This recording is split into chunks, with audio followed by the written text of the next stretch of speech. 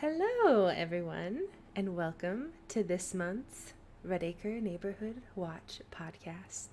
Hi, how are you doing? It's so good to see you all. Hi, Rose. Hi, Zap. Thank you, Cole, for counting our screams today. One thing you'll notice is we might be missing our resident screamer, Zayden. But we have another screamer that might be in our group, which I will introduce in a second. Ha ha ha ha. Gonna keep the tension high. Anyways, hi everyone. Thank you so much for coming out. Thank you for all of your support. You are incredible as always. We have some really fun stuff for you this month. Of course, as you know, this is the 2-year anniversary of the Blackout Club launching its full release, which is just wow. I can't even wrap my head around it. 2 years, that's amazing.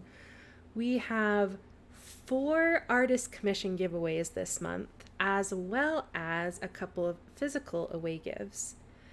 And if you haven't been in the Discord and looking today, I have posted 2 new types of giveaways, and they're kind of fun. They're 2 mugs, and they're actually heat reactive. So check that out if you haven't. That might be something you're interested in. They're a little fun. As always, all money that we earn goes towards next month's giveaways. And you can, of course, always support in non-monetary ways like being active in chat, inviting people to watch, hosting the channel, just being awesome like you are. And of course, we always plug the Discord. All of our lore and speculation from this episode is gathered using that information and information from the Interaction Archive. So if you want to find those transcripts, you can visit the archive. We also post a monthly lore recap where we have all of the lore condensed down into this amazing doc that links to sources and all of that goodness. Another reminder is that we do try to raid after the podcast. We try and raid someone that's new to playing TBC if we can find them and just welcome them to the game. So remember to stick around. Of course, audio is our Achilles heel. We tend to have some issues with it. So if there's ever anyone that you can't hear or somebody that's too loud or anything like that, just let us know and we will get it taken care of. Like every month, I want to give a huge shout out to our lore hounds. One is here today. We have RK with us. Dana is also one of our lore hounds, and Zap is one of our lore hounds. And I just want to thank them so much for the hard work that they do this month and every month in collecting all of the goodness that we bring to you. So, as we're about to get started, we want to talk about previously on the Redacre Neighborhood Watch. We talked about where the heck is Devin? And we talked about Grammy, both of them.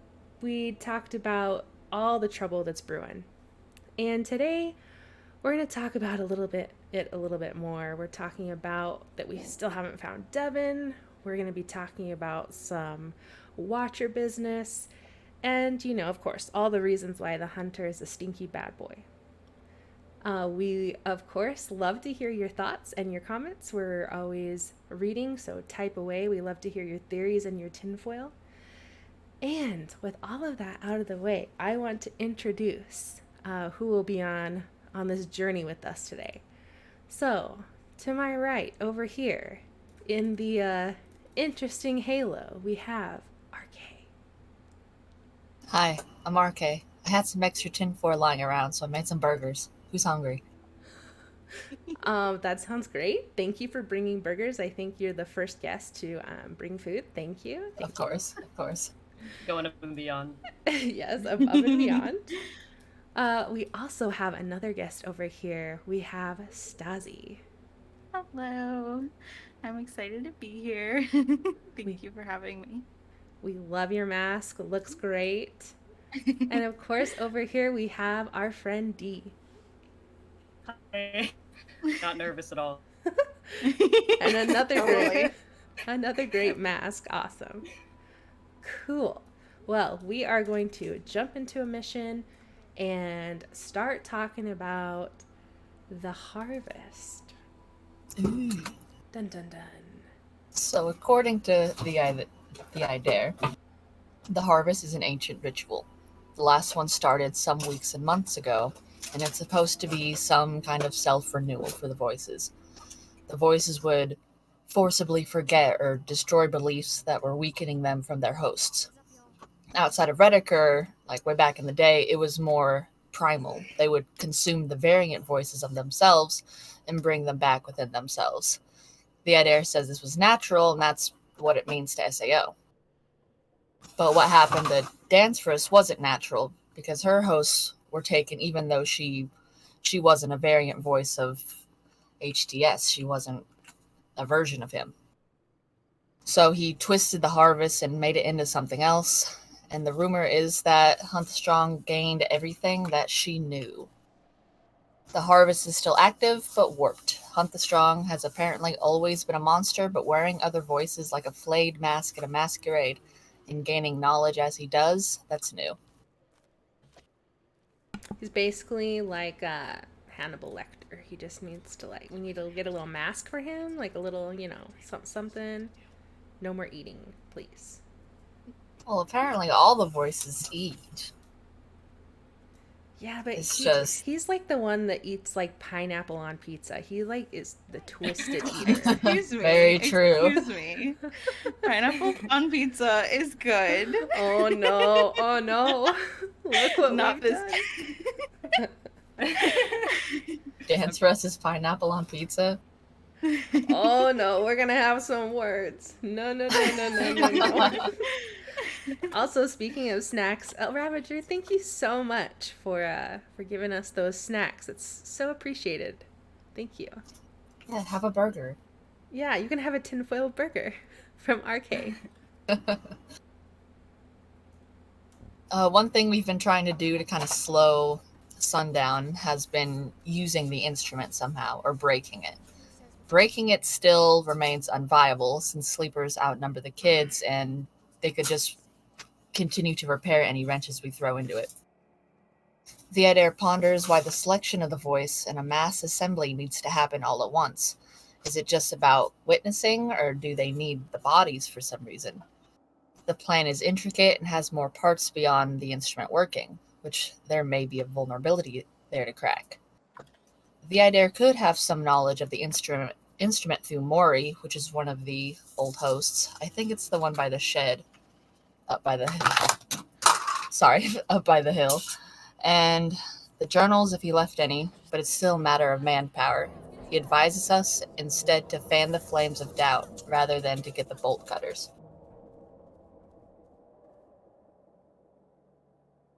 So instead of physically breaking the instrument and the doom harp, we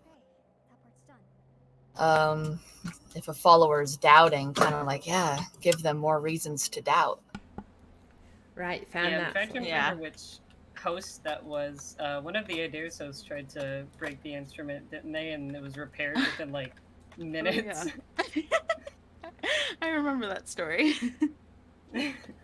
That's so sad. You're like, look at this great thing I just did. Oh wait, no. And well, speaking of destroying the song, that might not be an option for us. It's an ancient belief, and its disillusionment could lead to agony, though we're resilient species. We also heard that restoring Bells may not come without a cost after what's been done to her, but we owe it to her to try, according to the Idare. The hold on her can't be perfect if she's contacted us twice, right? Right. That's super fair. And the Idare has always been #Team Bells. So if you are also #Team Bells, it works out. Yeah.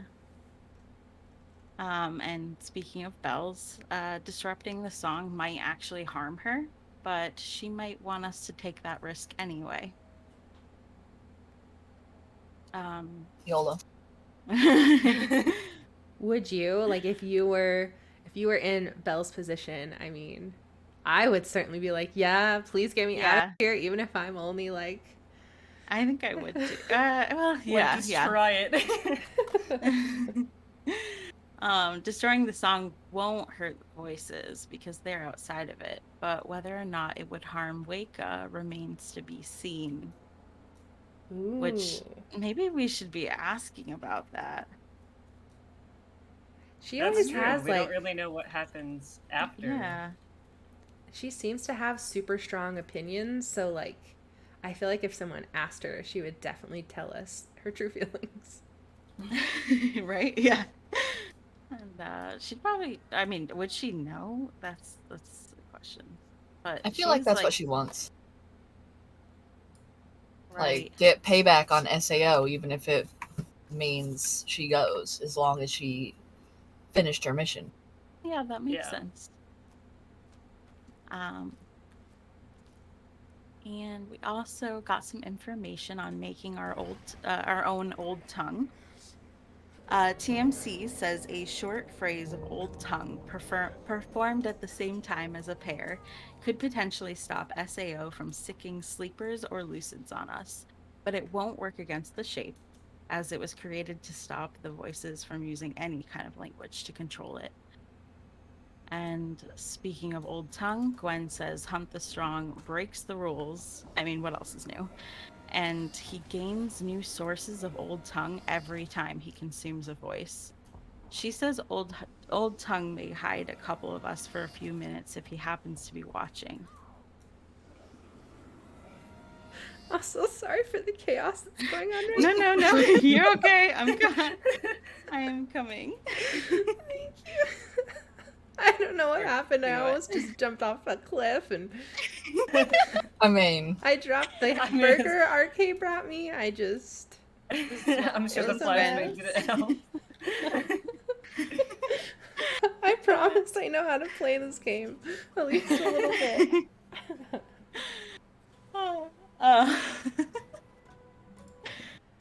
I'm so sorry, Stasi. Keep going. No. Gwen doesn't know about the hunter, but SAO uses the song from within us to signal the troops to attack us. Hate that. Yeah, that makes me uncomfortable because it's like don't perceive the song within me. I don't know. That's weird. How dare you? do not perceive me. Yeah, I don't like the fact that it's like we all have this little like ankle monitor on, per se. Right? Yeah. That's exactly what it feels like.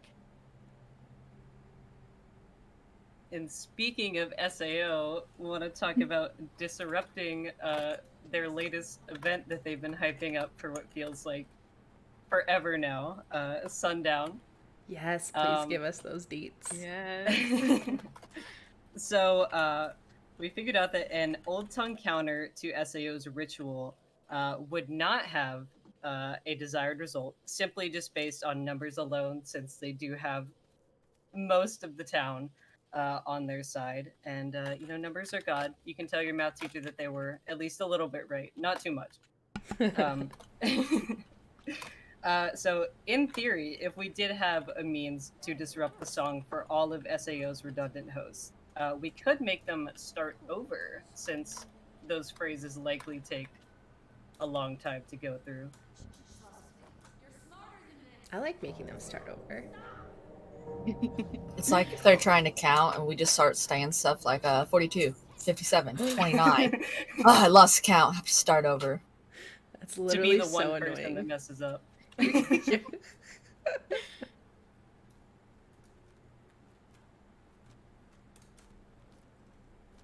Oops, losing my place. All right. If it was possible to steal hosts from SAO, then that's a trick that HTS would know, and Darfu aims to learn the trick himself. So I would assume that may have something to do with the hosts that HTS has been trying to take over, like Stanek and the Unknown Caller. That would be really cool. I'm just like imagining in my head that like all of these SAOites are congregated for Sundown. They're like all in this giant group. And then all of a sudden they all like turn to the voice pair and they like say some really badass line. And it's like, we're not SAO anymore. We know? only Some hunt cool the one-liner. strong. Yes, suns out, guns out, baby. Like, I don't know. It sounds terrifying. Yeah, it sounds terrible. It surely does. I can't believe the voice is going sundown. Sparrow will be so proud of you for that. Okay. Thank you. He's so proud. Now, there has been some talk about infiltrating whatever sundown ceremony or ritual is coming up. And the idea says that sacrificing to him will help us infiltrate wherever they're gathering for sundown. We still don't know the location. Apparently, we won't until, right before. But it doesn't mean trusting Granny, though. He told me this, and I hate it. It doesn't mean trusting Granny. It means trusting Grandpa, aka Old Tid. He plans to focus his efforts mostly on bells, though, since that has been his mission for a while. It's true. He is 1,000% Team Bells. And I mean, I guess I would be too if like he felt that guilt over it. Makes sense. Yeah. Yeah, definitely. And speaking of grandmother, although she may be more concerned with revenge than what happens to us, the idea believes that See the Grudge does have some leverage over whatever deal they've made, but she isn't sharing the terms, probably because she does not like all of our gossip, which we tend to do quite often. I don't blame her. Yeah. We do talk a lot. I want to know what the leverage is. I'm just like, I think it's so interesting that kind of that heritage or that lineage, right? Of like in her teeth, and then See the Grudge breaks away, and now See the Grudge kind of has Weka in a somewhat similar-ish position, but like obviously has the leverage. Like, what is it? Is it, is she helping Weka exist somehow? Is there some kind of like secret or gossip, or I don't know. Like something that they're gonna help each other with, like maybe Granny's gonna help the pact with something, or Right? Yeah, it's weird. Oh, I don't like this. Okay. Speaking of things that we don't like / do like, yeah, that was a bad transition, but you know. no, it's perfect. It's time for an away give. Dun, dun, dun. Okay, so you guys, we have some of the coolest away gives. We have 4 from community artists, but not all of them are the normal character art that we're used to, which is really fun. So the first giveaway that we're going to do, sorry, I have to scroll to make sure I get everything right. Okay. So the very first character art we're going to give away is a traditional piece of character art from our community club member, Mum, aka Pop Jam, I believe. It's hard to keep everyone straight, but yes. So let me start this giveaway. So this is not a physical away give, so you don't need to give a mailing address to enter this. ! Giveaway enters you. And this would be something that you would collaborate with Mum, the artist, and say, hey, I want, my character that looks like this. And you get to have a fun creation that you get to show us all. Awesome. So cool. Yeah, giveaway. Oh gosh, I'm so excited. We have some really creative ones. It's so cool. Oh, isn't it though? Just Yeah. they just get the like the ambiance of Redacre, like just so great every time. Yeah, definitely. All right, we are almost closing this giveaway. I know they're short and quick, but I wonder which one of you is going to give me a drum roll. Any volunteers? That's a really good one. Oh, Very that's good. a super good one. And Cursed Kit, you are the winner. Nice. Congratulations. Congratulations. Make sure you message me on Discord, and I will get you and Mom collaborating together on this awesome giveaway. Congrats, and thank you so much, Mom, for letting us give away a commission slot of yours so that we can benefit later from looking at all the goodness. All right, and I will send it back over to scrolling. We need like elevator music because we have so much to talk about today. Okay, I will send it back over to RK. Let me park somewhere. There we go. I think it was last month we talked about the musical cipher. I don't remember, but HQ is still trying to find it to decode the Lucid transcript that they found from SEO's terminals. They think it's going to be a couple pages long. HQ thinks the Watchers would know, but they only talk to kids they believe are super duper faithful. So we may need to entice one of them to share the information with us, quote, with whatever the opposite of their cursed cocoa is, end quote. Maybe we could tempt them with tea. Grandmother says there's many musical ciphers, but they likely changed the ones they used after she went rogue agent. The club has many contraband books that we could use to crack it once we know what type of cipher it is. So really, we just need, if you have actually spoken to your Watcher, I say that because, like, if you're a dum-dum like me and you were like, I'm not going to talk to them because they're scary, you have no chance. But, you know, if you were nice and were, like, you know, getting along with them, maybe try and find, like, hey, you know, that one time where, like, you wanted Cheerios, but then SAO was like, no, we're eating shredded wheats. And you were like, That's exactly how it went Shredded down. wheats? Yeah. Yes. Yes. You know, try and be like, yeah, you should, you know, because they did that, you know, just give us, you know, just tell us what kind of, you know. It's not like total betrayal, you know. Just slight betrayal. Just slight betrayal. And it will feel good once you get back at them. And then, you know, you can go and eat Cheerios and then feel really good about yourself. Yeah. I mean, ourselves, whatever. Yeah, whatever. Hive mind. About everyone's self. I don't know. Yes. Everyone gets Cheerios. Moving on from the musical cipher. Due to a lack of any organization, SEO will likely outpace the pack with Sundown. So, lack of organization on the pack's part.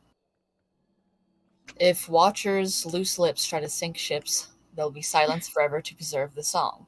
As it is, Sundown's location will be decided instantly in one night. SEO would be foolish to disregard Waika as a threat to Sundown, but it's likely she doesn't know anything. Watchers and Lucids only know what they need to know about the plans to come. And Tid says when the time comes, they'll need a loyal SAO follower to betray the location. It's not a cult. It's not a cult. It's not a cult. Sounds like a cult. I mean, it does. So I'm going to talk about Endgame, a little bit dark. SEO says when they prevail, they will clean up the streets, stop patrols, return kids to their parents, and send missionaries out of Redacre. If the world outside succumbs, SAO will open Redacre for survivors. Whether one accepts or rejects SAO won't matter after sundown. Which makes me wonder even more, like, what is the world like outside of Redacre for SAO to potentially anticipate survivors? Very true. And And probably how it is recruiters, now. right? That's the thing that's like, I mean, I get it because, like, real world, like, there are cults that recruit and stuff like that, but what it like you have someone knock on your door and be like, have you heard of, you know, our blah blah blah speak as one? Yes, come move to this creepy town and we will sing together and pick mushrooms. I don't know, like, what's the I don't know what's the elevator pitch? Yeah, right. I guess the good healthcare that we've all heard about. Our ankles are 10 out of 10. Yeah. um, and the hunter has his own kind of sundown. Hunt the Strong through unknown caller says the sky will split and the sun and the moon will bleed and break. The hunter's face alone will stare down upon Redacre, which is very, very dramatic sounding. He Wow, calm also, down. yeah, for real. Sounds like a very, positive thing. Nothing could go wrong with that. Yeah, we're fine. Everything's Yeah. fine.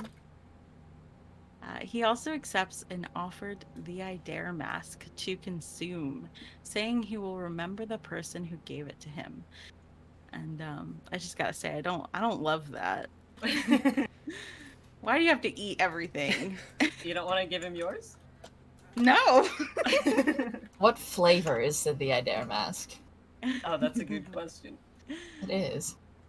Maybe because choices, it's just every flavor. It's spicy. It's like that Harry Potter business, like changes based on what your favorite smell is, but this is like your favorite taste. And about Watchers, Uncle the I Dare says it's time for newbies to manipulate their Watchers.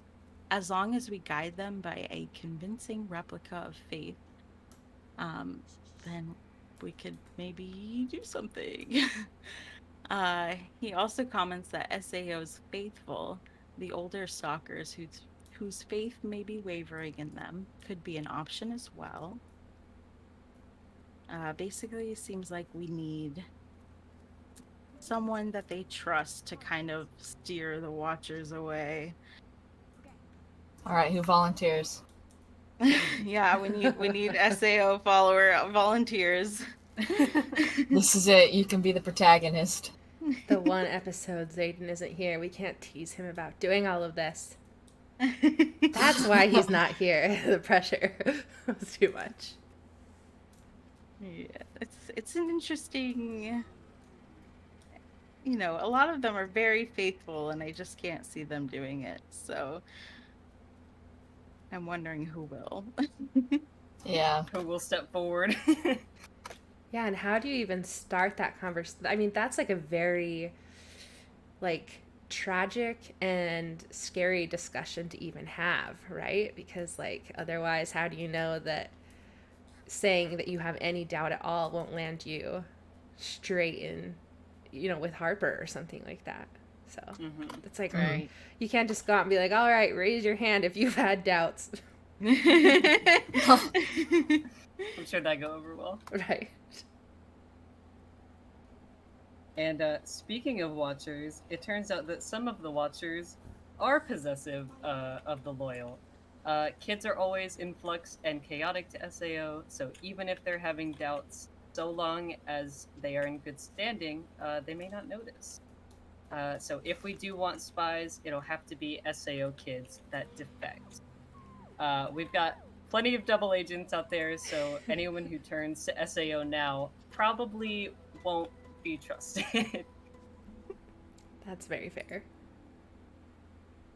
But if you have been, an SAO loyalist and you're like, time to spice it up, Yeah. let the club know.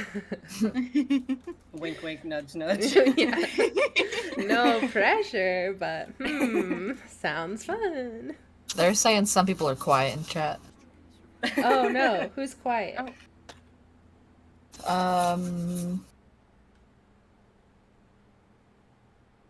It's probably me. Well, Storm said it was me. Oh, okay. Well, Amber said it's all of us. Oh no. great. On my end, I'm showing us all like in the yellow and red zone. Pump it up. Let's see what I can do. Alright, Arcade Talk now. Hello. Hi, I'm RK. Is that better? I'm trying to move my face closer to the mic too. You gotta pretend like the mic's a burger and your face like right next to the burger. Oh, that was some ASMR with burgers.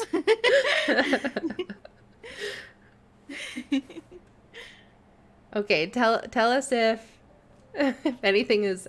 I boosted the levels a little bit. Hopefully, we're not shredding your eardrums. For 5,000 points, we can talk in ASMR. We actually Yes. do have an ASMR reward, so if anyone feels like redeeming that, we will do whispers and just talk like this for a while. And who knows, maybe you'll get tingles or goosebumps, or you'll be like, yeah, I'll be back later. Okay. All right, someone redeemed ASMR time. So now everything is in whispers for a little bit. Sorry, not sorry. Wait, someone did? Okay. Yeah. Okay. Why does my paragraph have to be next? You're welcome. Congratulations. You're the tribute. I don't feel like a winner right now. I believe in you. You could do it, T. Am I good to keep going? Or Yeah, go ahead. Yeah, go ahead. okay, well I thought I was good to go ahead, and then I lost my script. So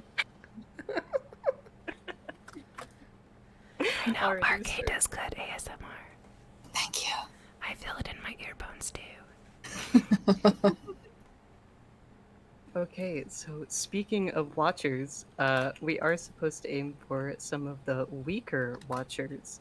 So because watchers' memories twine together in the song, what talks to us is more like a watcher milkshake than a single persona. Can we don't- stop there for a second? What? Can we just take a moment of silence to picture like a glass, a tall milkshake glass, and it's just like swirling with fleshy goo with the eyeballs popping in and out of you? Can we just take a second to appreciate that visual? Would you like a watcher milkshake with your burger? Yeah. Oh, no, yes, thank please. you. No. You'll never get another chance. Why not try it? All right, fair. I'm sorry, D. No, Go ahead. we like broke ASMR, and I'm like, what's happening? The watcher milkshake broke it. Mm-hmm. The ASMR watcher milkshake was just too much. Okay, so we don't need to know how many watchers exist, but who the weak links are. This could be because of egos, vengeance, or ones who always had doubts. And thanks to grandmother, we know that there are some that have been having their own doubts. Grandmother says that we need to break one or two of them, presumably watchers, and let her know if we do. See, that's when you're just like, you know, that Cheerio story that you told me sounds like, you know, you need a little retribution, a little vengeance. I'm sure it'll work. I'm 100% sure it'll work. Oh, it'll totally work. Or we have to at least hope that it will.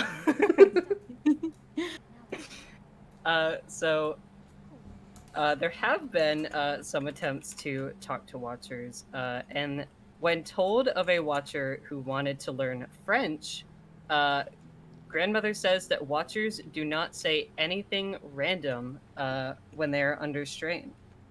So if they were stressed, and that detail rose to the top of their mind, and since it is hard to speak that way, no word would ever be random. So pay attention to every detail that your watcher lets slip out, even if it may seem insignificant. And teach that watcher French. Be like, you know, SAO doesn't want you to learn French, but if you do it, you know, you'll sound so cool, and you can like say croissant and people won't laugh at you. So like, you should do it, and I'll teach you in exchange for deciphing. Oh, Just song. transfer- They have to learn the French laugh in addition. The Oh, oui. Imagine getting purged and hearing that. When you close your eyes, it's just, let me type it out. That is the close your eyes prompt. They don't say close your eyes, they just laugh. Oh God. I would be very upset. That would be scarier than the close your eyes in a way. Yeah, actually, I think it would be. I think I'd probably scream. But speaking of watchers, believe it or not, they have personality, and Granny's got the deets. She says that we might be able to get watchers' quirks to surface, but watchers have been warned ahead of time about the club and will likely react defensively if names are thrown around. To bait out a personality, the club will need someone trusted or someone who can bring out those quirks firsthand. Watchers don't have a set of quirks from just one person. Watchers are forced to use words to get the right reaction from a person. The words come from memories of past hosts. Watchers need words and bits of memories to manipulate kids, all of which is borrowed by necessity. So they're a milkshake. Yeah, they're a French milkshake, really. I hate this analogy. Sorry, Dee, it's sticking. Oh, thank you. We also got no UI mode. So, Oh. Uh-oh. everyone gets to do Alt V? Yeah, Alt V. Yeah. Oh, And thank don't God die. Easy. Yeah. Oh wait, where's the Totally. exit? I didn't look. Crap. Oh yeah. Close your eyes. So easy. Close your eyes. Follow the footsteps. Oh yeah. Oh yeah. SAO also seeks to know what the club knows. SAO is aware that we know names of their past hosts, but claim it's no biggie. However, they not so subtly still ask why names were sought in the first place. SAO wants to know what the club understands of Sundown and dislikes the potential for leaks and gossip. Well, then don't tell the club because we talk about everything. Right. Someone, they say, has not been discreet and they think the club knows more than it lets on. Hell yeah. We know so many secrets. Or the course. starts of so many secrets. Maybe we know everything, SAO. You just don't know. Yeah. But you we should know be- nothing at the same time. You should be so scared and yet not think about us at all. You know, both of those things. Man, I am trying to find this exit. And I'm going It's this behind. same time route. for it's behind 1005. Oh god, okay, thank you. And it is time for an away give, but I'm sure that we Yes. there we go. Yes, and then Ruby also suggested that maybe one thing we want to add to our challenge mode would be zero gamma mode. I would cry, That'd be fun. but that also sounds very fun. Okay. I'm not scared. Did D disappear? Yeah, Oh, I wouldn't know because we have no We UI can't on. see. It looks like what a time to disappear. Like, Oh no. couldn't even tell. Thank you guys Oh for no. shouting it out. Oh, I was wondering why he was so quiet. He was very lost. hopefully this away give will bring him back. So, Yes.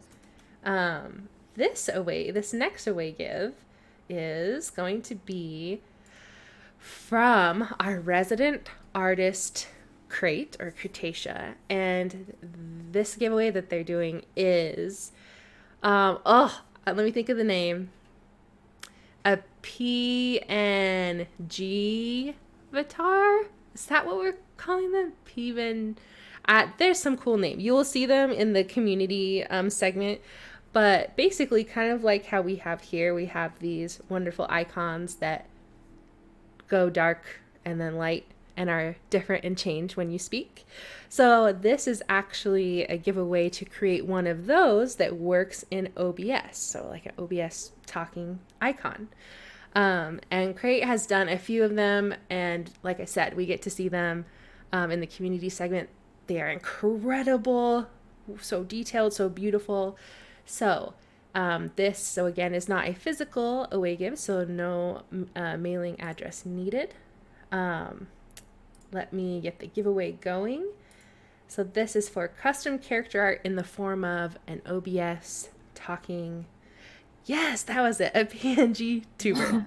I was trying to just mash words together, you know. Sounds very cool. They look cool. Sign up for it. Yeah, we get to see some RK action later. I'm excited. Oh, we sure do.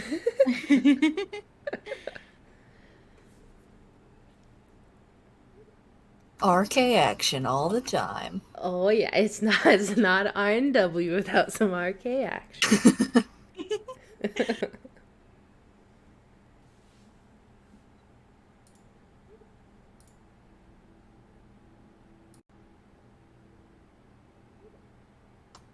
Okay, yeah. Looks like Dee's rebooting. Okay, hopefully. I'm sorry. Oh. Welcome back.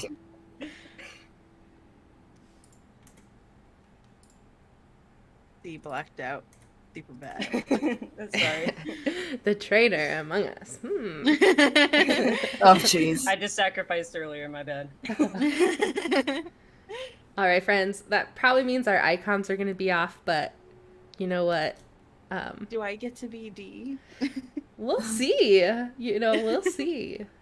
I think that might be how it lines up. We will see. Okay. When we get into the game, they're off.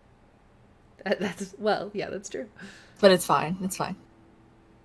Okay, so I need a drum roll. Let's see. So this is for the giveaway with Crate for an OBS talking icon, also known as a PNG tuber. Here, I got Drum you. roll. Okay, you got They're it. so beautiful. The Forest Spirit Sans. Congratulations. Yes. Nice. Can't wait to see it. Yes, very excited. Very excited. Make sure to send me a message, and then after the podcast is over, I'll get you all hooked up, ready to go. Very excited for you. All right. Now I'm scrolling forever. Oh no, now it's hard to find where we're at. Okay. Yes. I think I'm handing it over to RK. Does that sound right? Yes. I think Yep. so. Beautiful. Yes. Thank you. Even though we talked about it a while ago, speaking of a watcher wanting to learn French, after speaking to I'm sorry, a but watcher about living. I think you have to do this in a French accent. I think that's just Oh. how it's Yeah, I don't. That's not in my repertoire. Fair. So after speaking to a watcher about Livia and urging them to remember her life, the watcher appears flustered and starts speaking in third person with she and her instead of we and us. The watcher insists that Livia is dead and warns that speak as one will kill them. The watcher warns they've been found out and the group is sent to SatCon. After the countdown, the interaction ends with say goodbye to Livia. Poor Livia. Yeah. Yeah, I'd be really surprised if she's like dead. Like, oh, well, that string is gone. Sorry. Like, I don't know. I don't know if I believe that. Right. Yeah, maybe. I don't know if SAO would want to take a risk again with, like how they did with grandmother, sending her to SatCon instead of just trying to cull her. So who knows? They may be keeping things a little bit more under wraps these days. That's Yeah. true. Well, it makes me wonder if we did something wrong because I thought that was what we were supposed to do, and I feel like, I don't know, we'll see what happens. There could be some really weird thing that happens. Yeah. Right. I have a theory that maybe when you tenderize your watcher, Okay. that was probably That's how we're phrasing it. Okay. Love it. That was some bad wording. Tender ice for the milkshake. We're so hungry Maybe we're today. supposed to call grandmother because didn't she tell us that like she wanted us to call her when we had a watcher. She I did don't- say she was interested in knowing if we found a weak watcher. So maybe we're supposed to call her before uh Speakeasy can, I don't know, destroy the watcher. Maybe We it's do like have some granny summoning old tongue that, Yeah. could always be used. but that's just my theory. I think that's a really good theory. Thank you.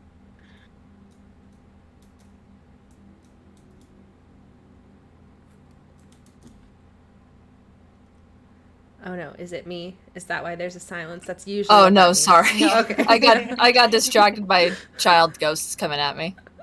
Fair. Anyways, speaking of saturation control, we were totally talking about it.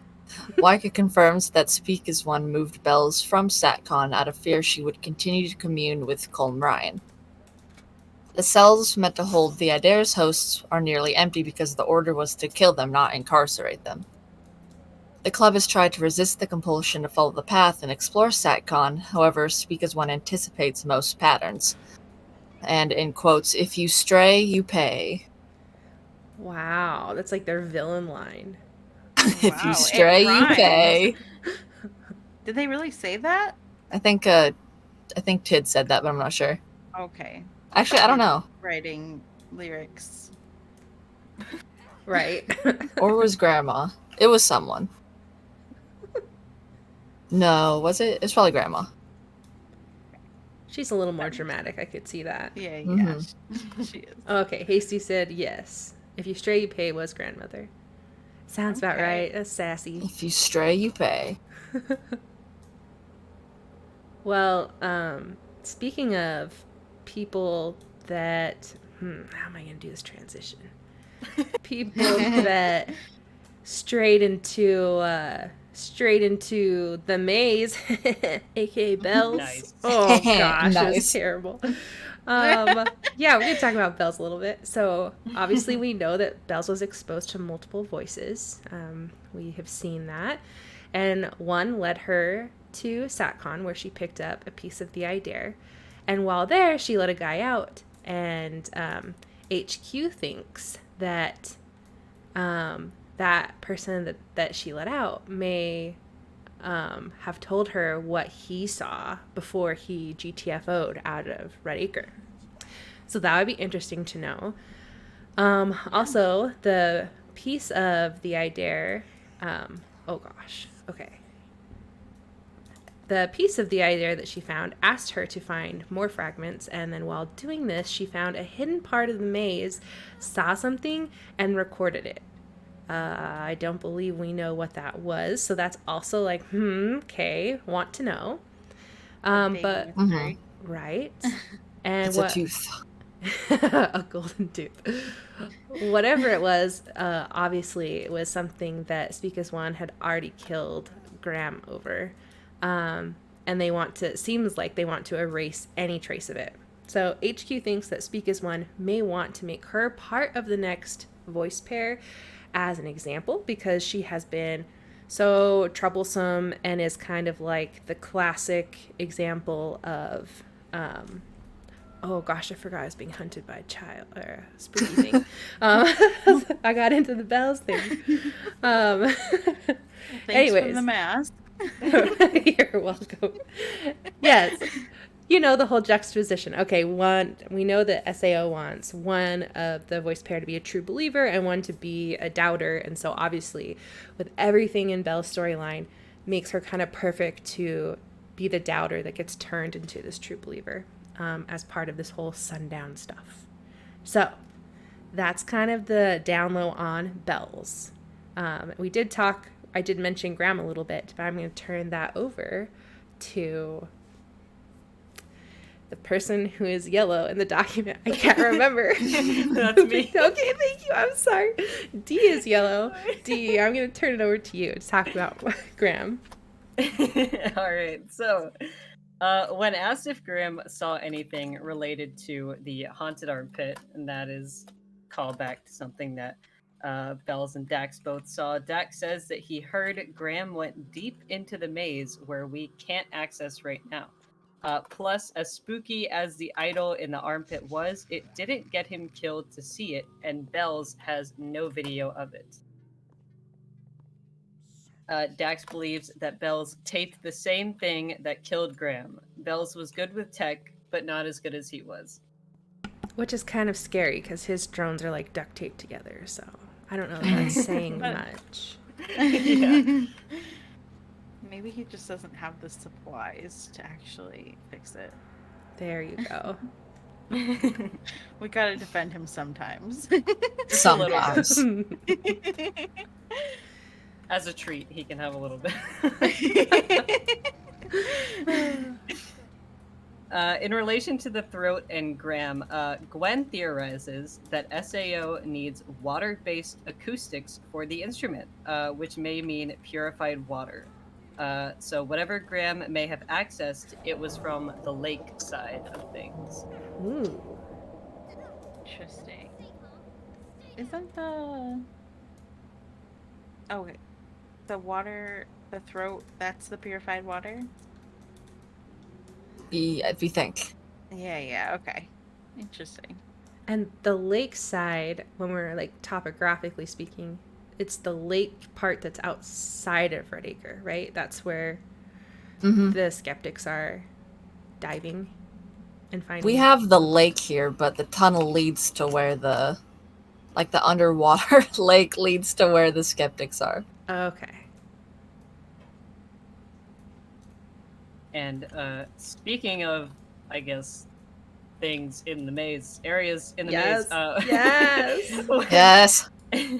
When Bells was taken, parts of the maze were locked down. The lake and maze may have been connected at one point, and that could be where Bells went. Other boat owners could have been under song influence and unseen anything suspicious. But Bells was a rebel and Graham an outsider, and it did not work out for them. Well,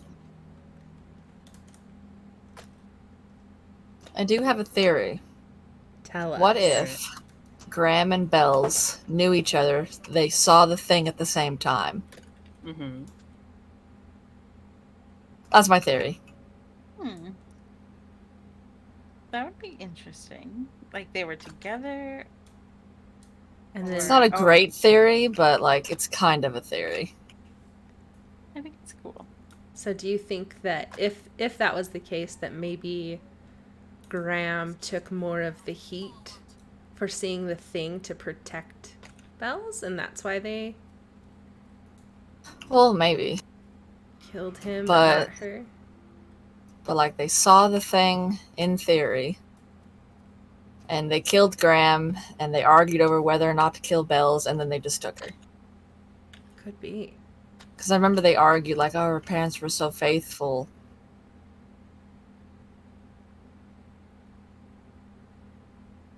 Yeah. I don't know, that's my theory. We're here Definitely for it. feel like they didn't get rid of her because she's more useful alive. Right. Yeah. Zap says, my question is, what happened to Graham's family? Which That is is The a like, good records say they were just gone, but I bet SAO did something. Yeah, they were just gone. Sounds like that's usually not like Right. a good sign. Yeah. we know that people don't just move out of Redacre. No. Very rarely leave. So Mhm. But speaking of the skeptics and where they were diving, Dax says that, quote, the Nutjob Society with the Tin Hats has promised to check out the other side of the sinks. So I guess if they find anything interesting, they will come share it with us. Rude.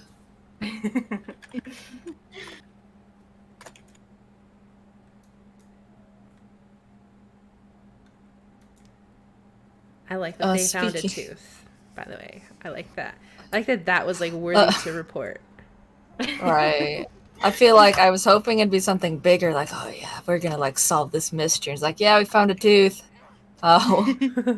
I Okay, guess it's a very thanks. observant divers to see. Yeah, a to see a gold one. singular gold tooth. Yeah. Well, we'll have to figure out what's important about a gold tooth. Right? It's either like a funny, quirky misdirect, or it's going to be like the tooth of that ends the entire story. I feel like it can only be one Yes. of those two. Moving on. Bells, when she broke into SatCon, without her mind being altered, she found Cody, who may have lost faith in the Idare. But it was through him that the Idare may have been able to enter Bells' mind. The Idare believes he didn't warn her well, and it led her to witnessing whatever it was that Speak as One is hunting her for. The Idare may not remember Cody if he changes his voice. And he says his followers will have to remind him to apologize to Cody. Very cute. I know there are I don't know many if who we'll will. remember. Mm-hmm. You think so? I think there are a lot of club members who are very invested in Cody that won't That's let true. the idea forget about it. Yeah. There's so Make much sure to to remember. He is interesting. Storm said, going back to the gold tooth, Avi, going back to the gold tooth. Storm said, Okay. like maybe it's something that we could ask around about. Like, not everyone has, like, everyone in the town would have a gold tooth, and what if it was like, I mean, I guess we could ask which type of tooth it was. Like, if it's a back tooth, like a molar or something, you probably wouldn't notice. But, like, if it's a front tooth, you could maybe ask, like, hey, was there anyone in the town that had a gold tooth at one point? Maybe get some info on that for sure. It's a good idea. That's true. It never hurts to ask around a bit.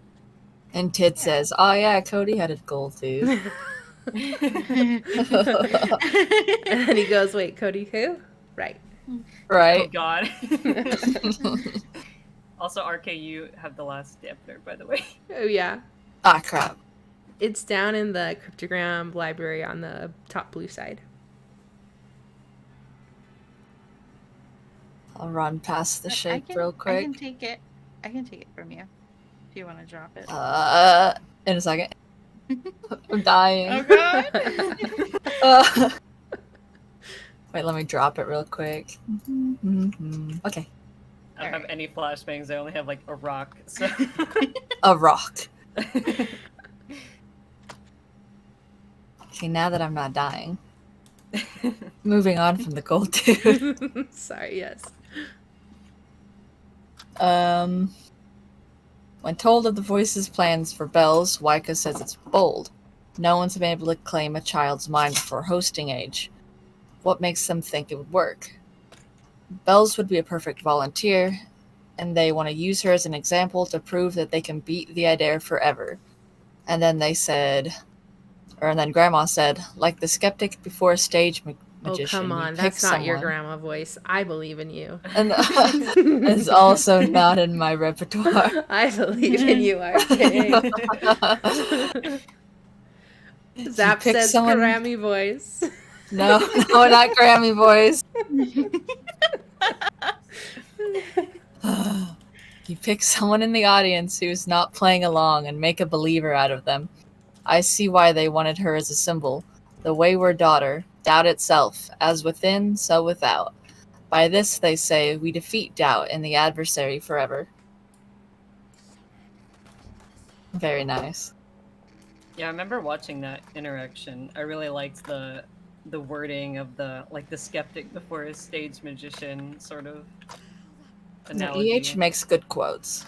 Yeah. They do. It's true. All right, I'm climbing a ladder, and then I will continue. I thought that was somehow going to be a transition. Like, speaking of ladders.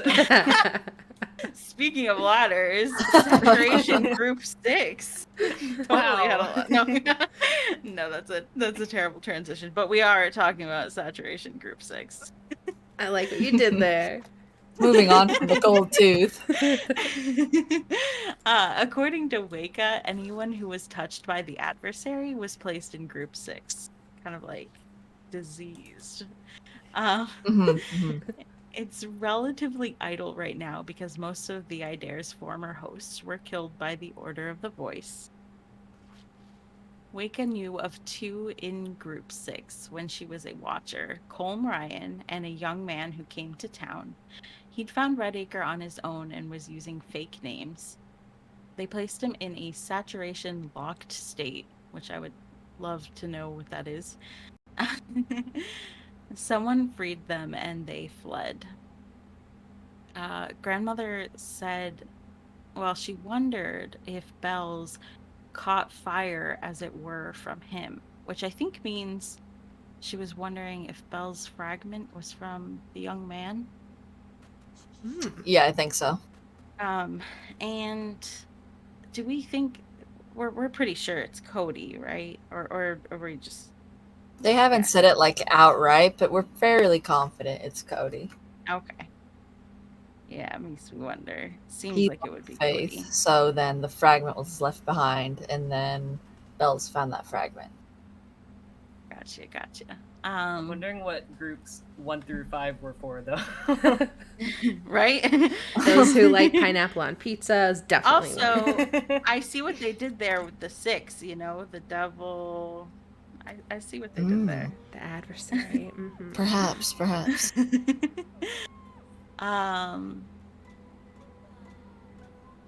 And someone also got information on the Unity Tree from Belle's dream. SAO says it is an omen to see the Unity Tree in a dream. It's a sign that a new pair will be born, and perhaps they dream of the future. Anyone who dreams of the Unity Tree is well in tune with the song. I don't like that. I love when people think of ways to ask about the prologue. Yes. Yeah. That was very cool. Yeah. I mean, if they're well in tune with the song, like, by the time they see Unity Tree, does that mean that Bells was very well in tune with the song before she was even taken? I would think so. I mean, her parents are maybe both very SAO. Mm-hmm. And I think it seems like there's a genetic component if breeding is a thing. So, yeah, maybe that's why. But, like, why she'd be in tune naturally, even if she wasn't a follower. But, like, really in tune. Yeah. Maybe it's the old tongue that her parents did, like, while she was sleeping. That was an older interaction. Mm-hmm. Like, in the womb, they're doing, like, yoga, but it's old tongue. Like, I don't know, that baby, I don't know, I've never had a kid, but, like, there's, like, baby yoga, I don't know, okay, I don't know what I'm talking about, never mind. The babies I heard are about doing that yoga. interaction. It's like, when you see them on the TV now, it's hard to... Those, like, crocodile tears on TV. Right? Yeah. It's 10 times creepier to go back and watch those videos and be like, they know. Exactly. Or at least mom knows. Like, what? Mm-hmm. Yeah, right?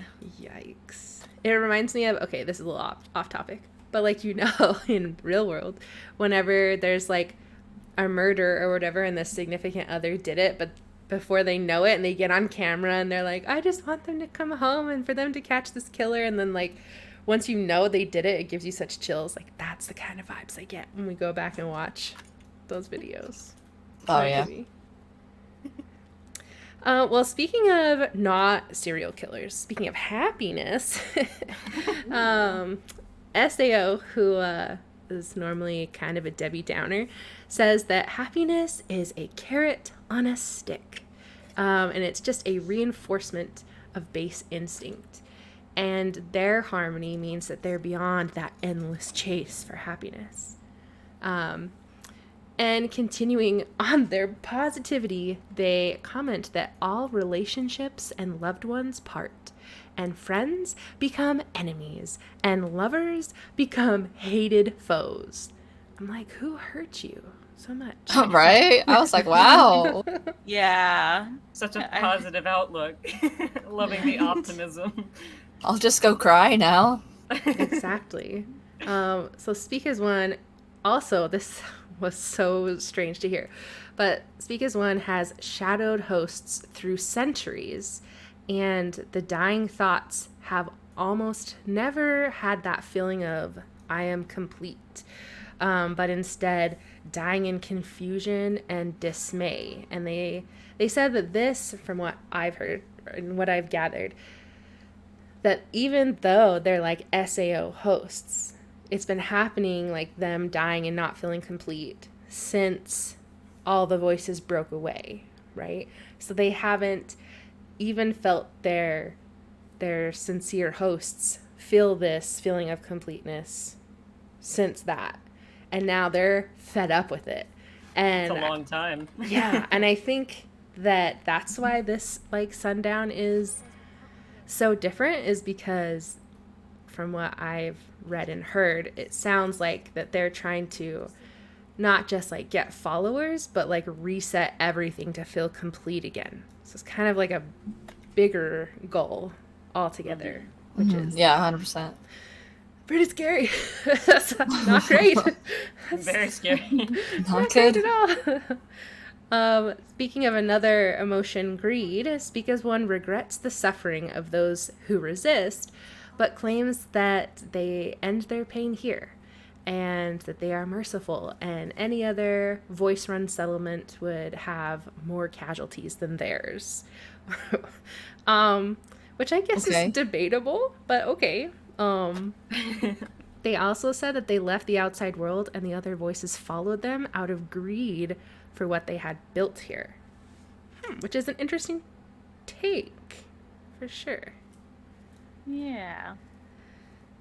It's always interesting, I think, to see things or hear things from Speak as One's point of view, because it's not like terrible logic. It kind of makes sense in a very twisted way, which is cool. Yeah. No, it does always make sense, but then it's like too far.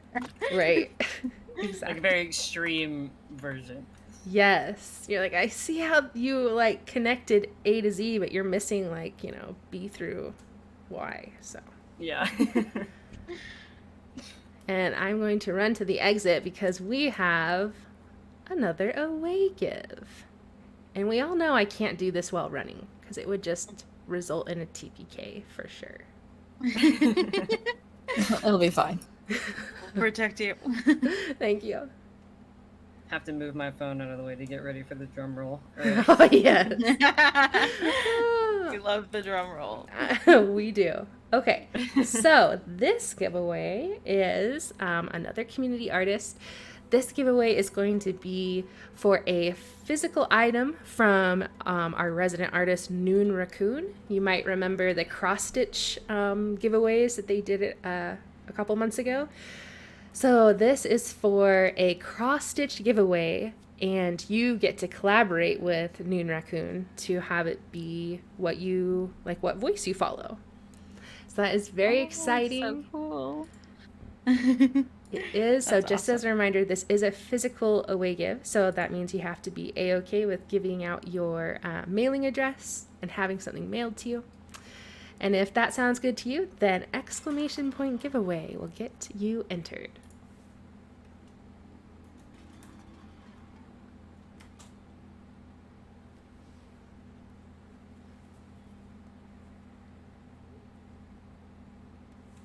I love it. So many people want it.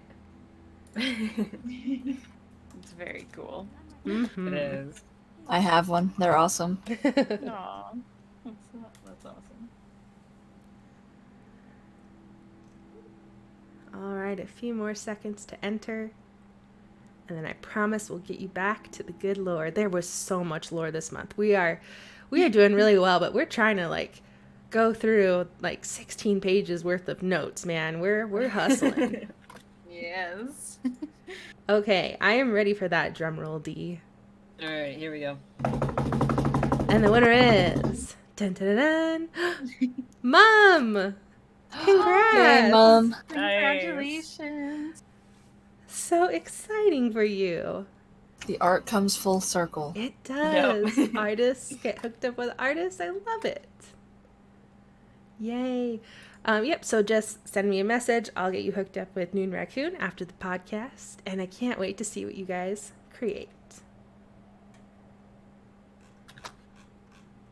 I don't know how to transition this, but we're going to be talking about Redacre's Valley. I don't know if there is a good transition for that.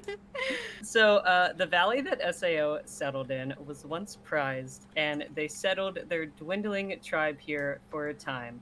And with the help of the measure cuts, SAO reclaimed Redacre and was able to keep it hidden. Or hidden for a time, I suppose, until everybody else decided they wanted to. They wanted to come Good job. in here Good job, TMC. too. And when accused that the founding of Redacre was a lie, SAO states that human laws are arbitrary.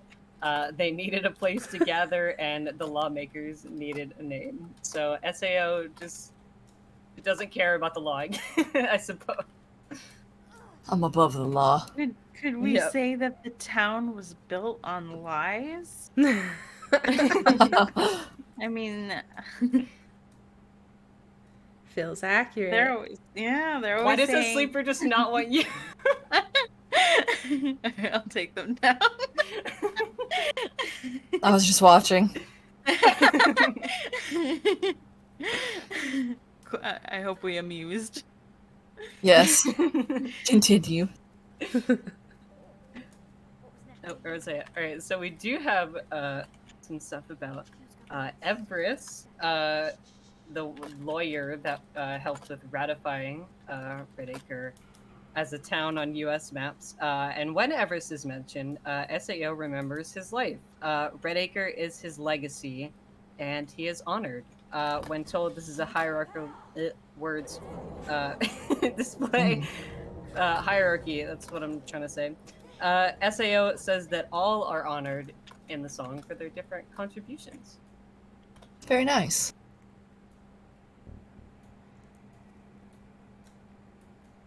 And speaking of other people in the song, SAO says that the voice doesn't care about who they once were. They were capable of miracles when they were whole.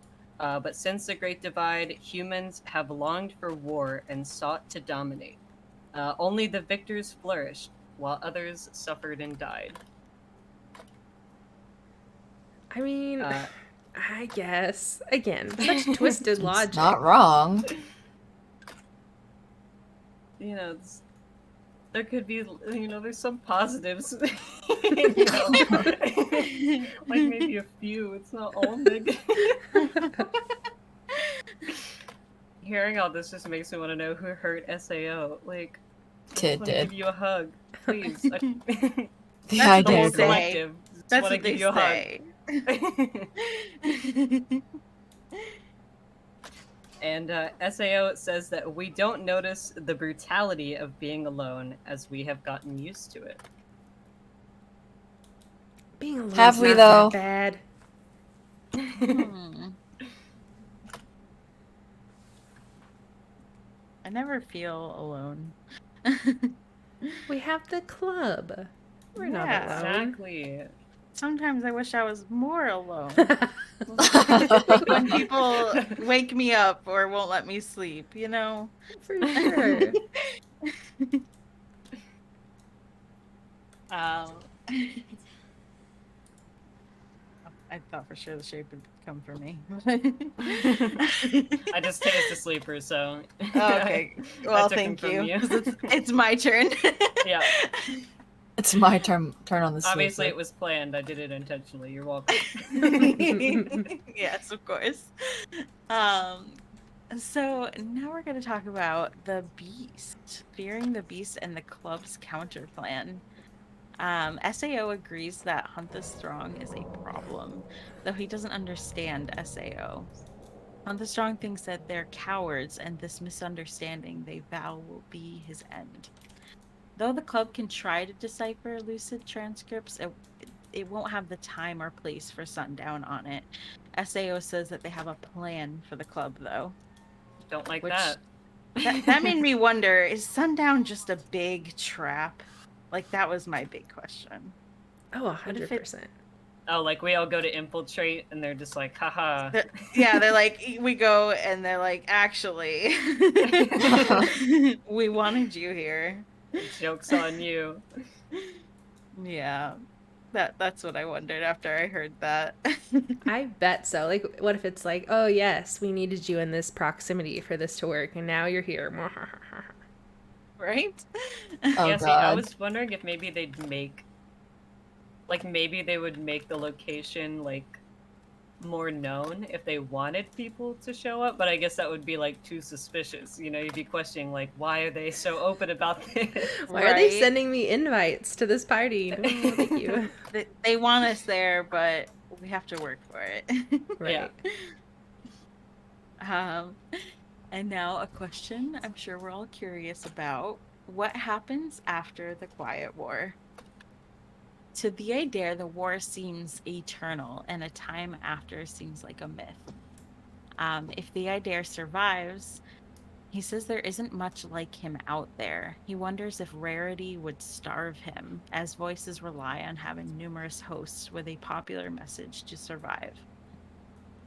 He considers himself more of a realist now than an idealist. He exalts choice, and many of his hosts would choose to fight each other. So even if he wins, he loses. Welp.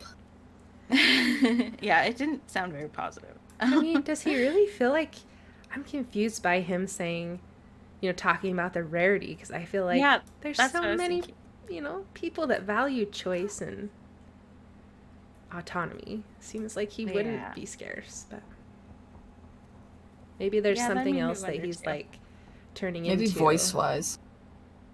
Maybe because like he does want people to make the choice to like even follow a voice at all. So like maybe that's what he's talking about, but I don't know. I was also thinking that like choice is really important. You'd think he'd become maybe even bigger than his other self. Right.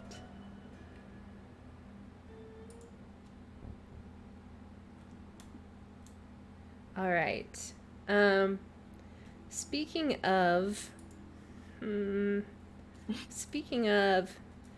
cool boxcar, this cool boxcar and all these things. Well, someone who doesn't have a boxcar is UC.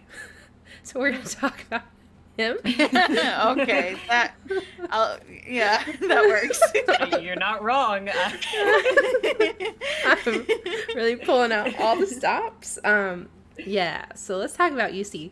UC right now obviously is in a unique position. The Adair doesn't know what will happen to him if Die For You martyrs himself to hunt the strong. We know that Die For You is... Excuse me, I'm starting in a light. Are you joking me? I am trying to inform the masses. How rude, how dare. Okay. This is off to an amazing start. As always.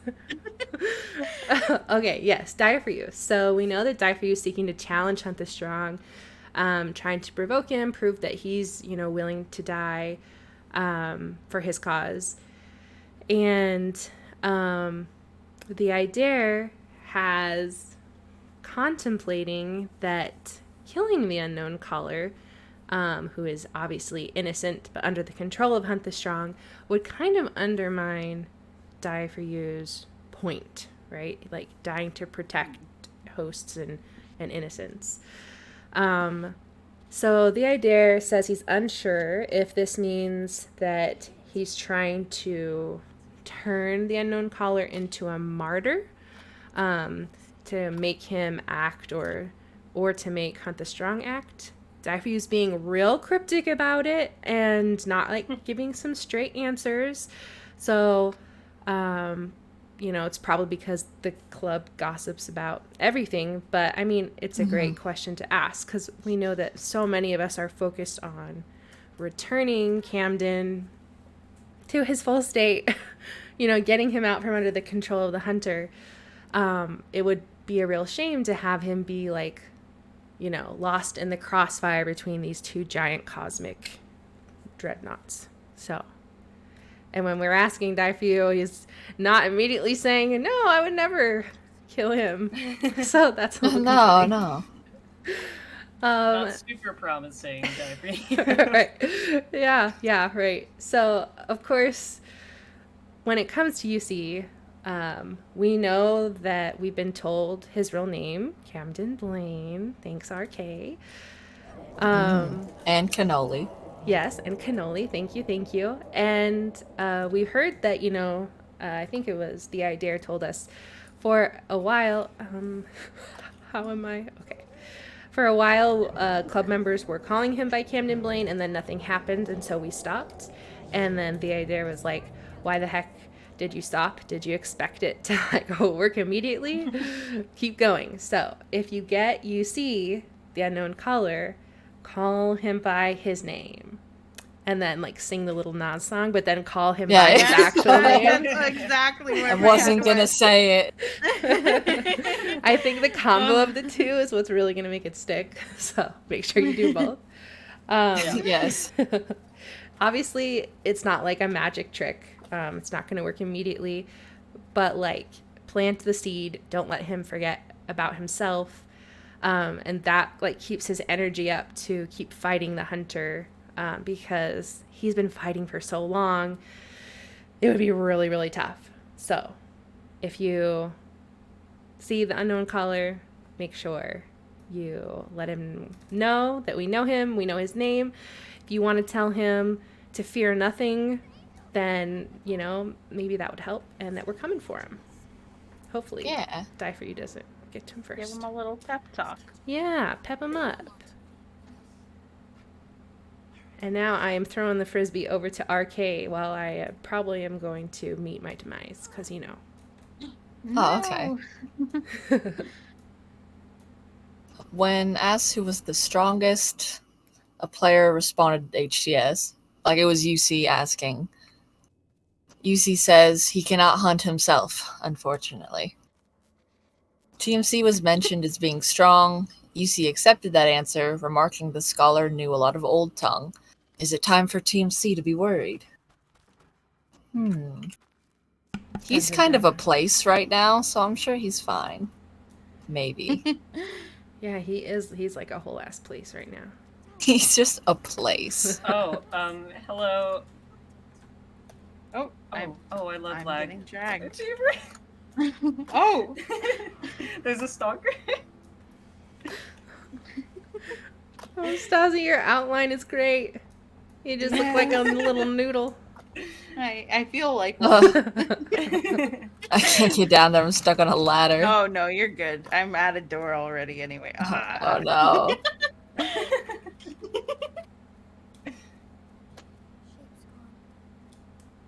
Okay, wait. Let me KO and get rid of somebody. There we go. Thank you. Alright, so speaking of a place. A UC said the moon is feared because it belongs to hunt the strong. When it rises next, not as we see physically, but from within, he will kill again. And then he said it was safe. The place they crawled to coddle their pups, no longer. UC says Daifu has nearly the most followers among those who live, but not quite. And I theorize this meant among who live, which included SEO's watchers, they don't count. So maybe he has the most? I don't know. But who else could have more followers than Daifu besides SAO? I wonder what the Idare's follower count is looking like. I think canonically it's really few. Okay. Yeah. Which is why he only sent one host to look for Kevin. Out of the entire woods, he's like, I've got my one guy on it. Don't worry. I got a guy on it. He's not the best, but it's the best we've got. All right? Well, they keep saying Laugh Last has an army. Mm-hmm. So maybe laugh last. Who knows? Yeah. Because, Depends like, on who's gonna get the benefit of that army. Who's LL gonna right. gonna side with? Because our Discord follower numbers don't reflect the canon how many hosts they have. Yeah, that's true. Right.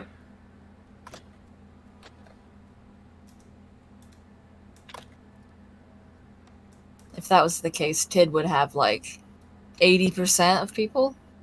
That's true.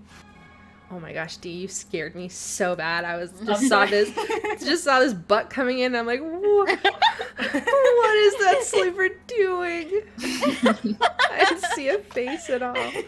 Okay. Oh. All right. Oh, Oh wow, this is going super well. We got there's this. 2 loose hits. We so got this. Oh boy, Are you guys good? Hello? I stole your body. Oh, you're good. You can have it. Oh God, I have You a seemed friend, a little Fuzzy, I have dizzy. a friend. you do have a friend. Yeah. All right, do you still have a friend? Look at you're jumping. Why are you jumping around? It was like, it was just like you. I want to stay in the song. No.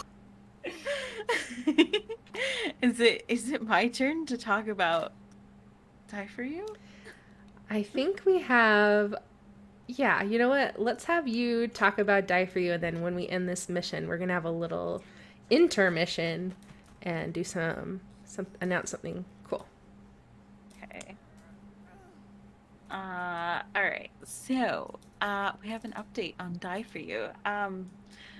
He is having trouble putting words in Dax's head. Whether this is because of unknown caller or otherwise, we're not really sure. It's just it's unknown at this point.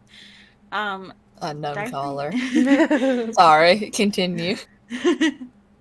Oh, well, yes. HGS, unknown caller.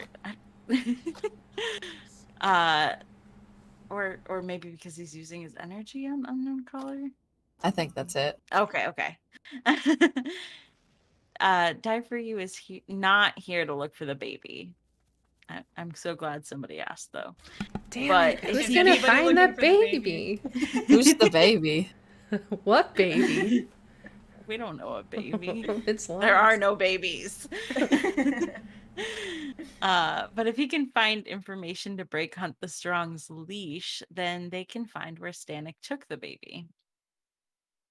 And speaking of HTS, Dax has informed us that Hunt the Strong is a show off. I mean, you know, we know that. We've been known. He loves attention, but not devotion.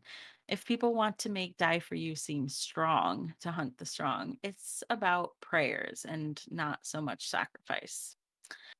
Also, Dax was quoted saying, "Oh boy, hold Yep, on, let me say fix it. my." You got this. Hey, RK has no room to peer pressure you, but I do, so I will peer pressure you. Say it. Say the quote. Okay. It's all like territory he imagines marking in our brains with God pee. God. Yes. Thank you for that, Dax, and sorry I made you sound like a dude, bro. I love it. Now that's exactly what Dex sounds like. Yeah. It's canon now. Oh no. No.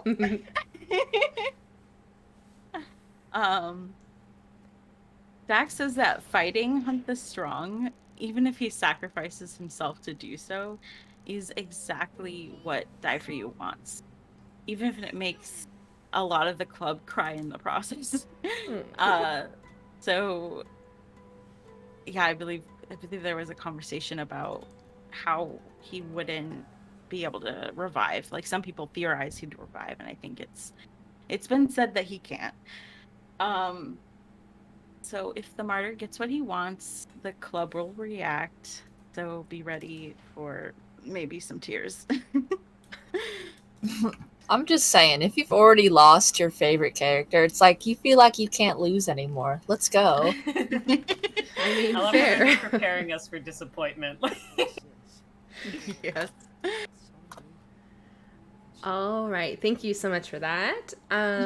We are going to shift gears slightly and do a little intermission. So, as everyone knows, this is the 2-year anniversary of the full TBC release, which we're so excited for. Last year, the Redacre Neighborhood Watch tried to do something fun to celebrate. We created, I don't know what the right verb is. We did a fun little puzzle ARG called Zanzibar Night that was hopefully really fun for the people who participated in that. And we wanted to do something else kind of fun this year to also celebrate, this game and community that we all love. So we are going to be running a one-shot, not this weekend, which we'll get to during our community segment, but this weekend is Amber's finale for her TBC-inspired TTRPG she's been running called Better Than Paradise for her Side B group. But the next weekend after that, on Saturday, we will be doing a fun little one-shot, kind of similar to what we did last year with the Dark Staircase in mechanics-wise. But I guess I'm stalling because I'm nervous. I hope you like this. Here is a little trailer to, hopefully get you excited for what is to come. So, yeah, let me show that to you now.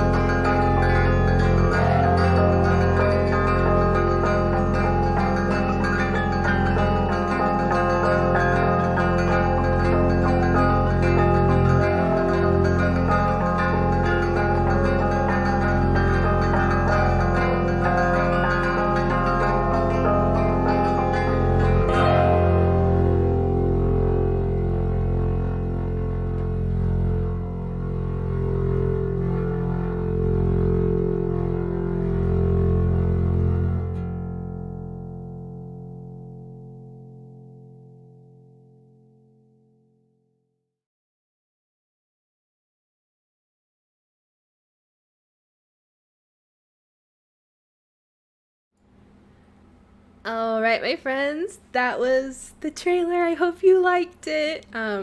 We are so amazing. excited. Obviously, RK, that you saw in the trailer, is going to be one of our players. It's actually all 3 of our lore hounds, RK, Zap, and Dana. I am so excited. You'll be seeing some more videos posted from the Redacre Neighborhood Watch channel this week. There'll be some character intros and some other fun, hopefully, videos to get you excited and involved. But yes, so this weekend we have Amber's finale to her awesome TTRPG, and then the next weekend, hopefully you'll come join us for a little 10 Candles inspired, TBC inspired game. So, yeah, that was our little intermission. And we're going to get back to it because we have, if you believe it or not, even more lore to talk about. We're trying to squeeze it in as fast as we can. So I'm going to hand it off to Dee to talk more about Die For You and Hunt the Strong. Yeah, their matchup is definitely imminent, it seems like. So Die For You is doing his best drumstick impression to try to get Hunt the Strong's attention to protect his family. Hunt the Strong may be targeting Seed the Grudge, but he wants to make sure that that doesn't happen, and he just wants all the attention on himself, it seems, so he can try and defend them.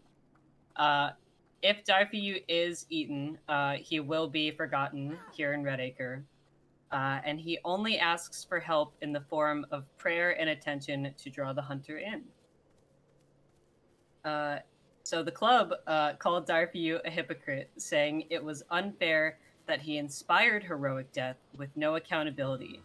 And he didn't like that, and that is why he is going with his current plan to try and get all of the attention on himself so he can be the one to face off with the hunter. Did we call him a hypocrite, though? He certainly feels that way, it seems. So the Adair doesn't believe it's his right to stop this scheme, seeing Die For You as pure for willing to sacrifice himself to a cause like we do. He is consistent with his messages. The Adair also can't fault him taking a bullet for Seed the Grudge. She's pure, like a tiger, focused, clarified through revenge. He envies her for that some nights. Sounds like we do need red tinted goggles for Tid's birthday present.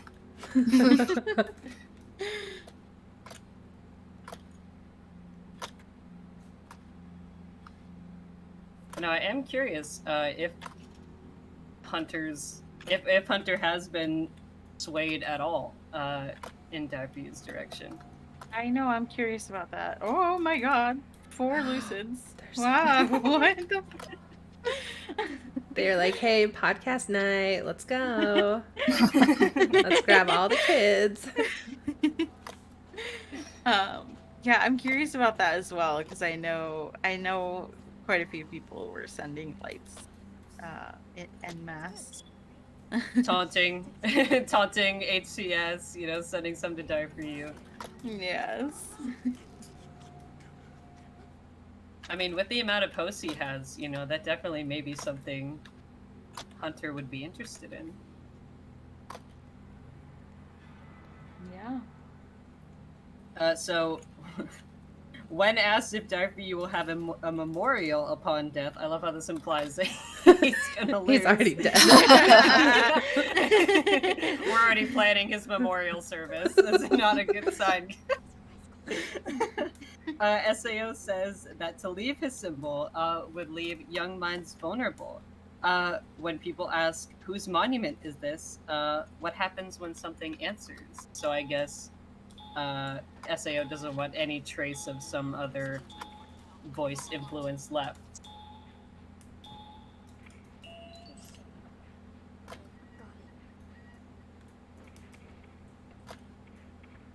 Which I guess is fair. Like, we saw what happened when Chase the Sun's, symbol, memorial, whatnot was found. Mm-hmm. So they have seen firsthand what kind of damage that can cause. So very true. They also just quickly. Yeah, and they're not super good at decorating, so I wouldn't imagine they'd be super into yes, what great memorial can we have? They're like red, white, there's other colors? What? Well, one time we messed up the laundry and it was pink, so that one. Yeah, how do they wash their clothes? Noel said that was the test or something to become lucid. As a joke.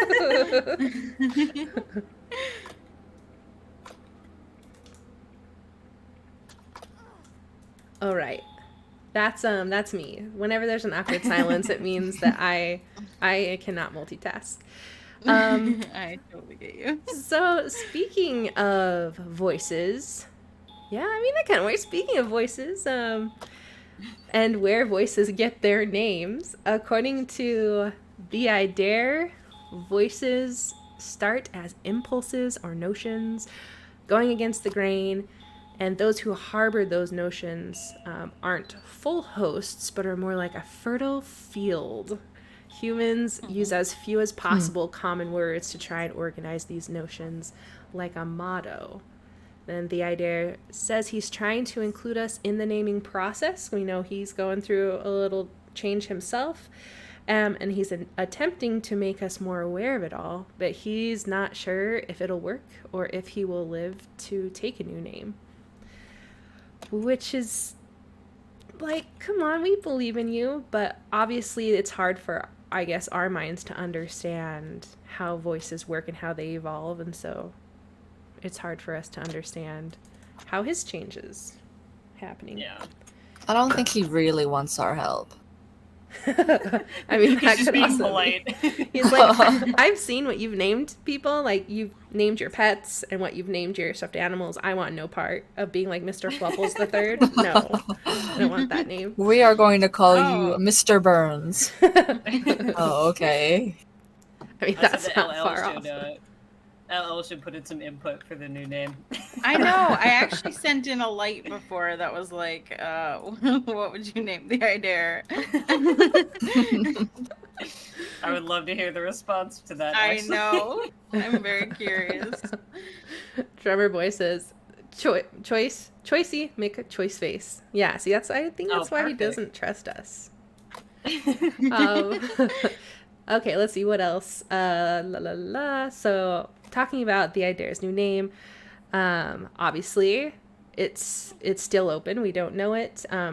Choice above all has been said to have merit, but it might be too passive for how rebel the Idare is. Inaction is a choice, but when it could doom his hosts, he's like, no thanks. I don't, I've already doomed a few of them. Also, words like balance are also right out. There's too many fence sitters that can claim both sides, and that's flawed. And he's also been rash in the past, like we know, so he'd rather choose informed actions than nothing at all. So that's why a new name for the Idare has kind of been waiting, by the sidelines. Not like we don't have 10,000 other things to deal with. And RK Right. thinks Sir Buttlord, so, that's also probably why he's waiting. Like, no. That's Laugh Last's name for him. All right, I'm going to toss the frisbee over to Stasi. Okay. Do we have to do an away gift? I think we are good to continue. Okay. That will be in a few. Speaking of LL and the Idare in one space, when someone jokingly asked if the Idare would share custody of them with LL and sign the papers, the Idare reminded the person that at hosting age, 2 voices in your head is a bad idea. However, if LL agreed, the player could bridge the two of them, but they'd be mocked by LL relentlessly. The Idare's only request is that they don't compare the union to marriage and divorce.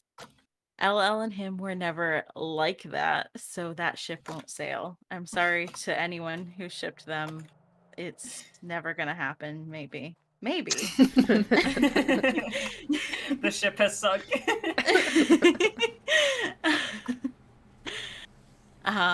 He did the idea wished the player luck in becoming a bridge, but said if the kid was looking for a father figure, he is probably the better choice over Laplast, for the record. Which is debatable. Oh, He lost the baby, so. Oh, I mean, That's okay, true. you got a point. A point has been made. And we have some information on the Idare's role in the pact. The Idare said he's already left the pact and is merely witnessing their meetings. His only purpose now is to apologize to Laugh Last and to share what the club has told him about Hunt the Strong or Speak as One, and then be silent. Dang. Yeah. Sounds a little harsh. There are those in the pact that would quit if he left entirely, so that's why he's like semi there. The Idare expects to be shamed by Laugh Last, but fears Laugh Last's objective is actually just see the grudge, saying he has a large ... tower there, sorry, which is creepy. Good old Laugh Last. He has a large tower where? There. Where is the tower? There. You know. A wink. A winky face. I hate this. Welcome to the podcast. This would be a good time for your computer to crash again. I hear the call of the song. Oh no.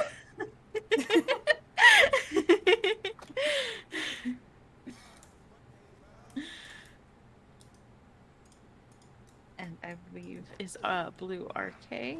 I am Blue, Dabba-dee, etc. Oh yeah, get it. We're on the same page. If the Idare's apology isn't pretty enough for Laugh Last, then the pact will have to choose between the two, in which case the Idare says that he'll be the one to leave so that Laugh Last can join. He says he'll go find Inner Teeth and look for a way to free those who want to be rid of the voices. Having a host's consent and being able to revoke that consent would shift the power balance and defend against the corruption that Inner Teeth fears. That would be his long-term goal. Comparing Chosen, the Idare says he has a smattering compared to Laugh Last's army due to humanity's love of laughter or wry spite. The pact wasn't the Idare's first plan, but if they need Laugh Last more than him, See the Grudge will tell him. See the Grudge will be honest. She'll be like, hey, Tid, you gotta go, buddy.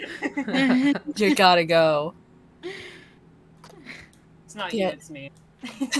Right. The idea reminds the player that the Quiet War is a war, and they will suffer losses. He aims to survive, but not at the cost of all he stands for.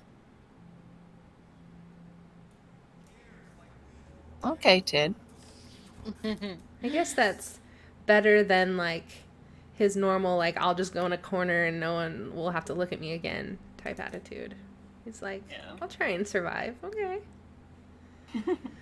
Well, speaking of the Idare and things he definitely never, ever does. Lying.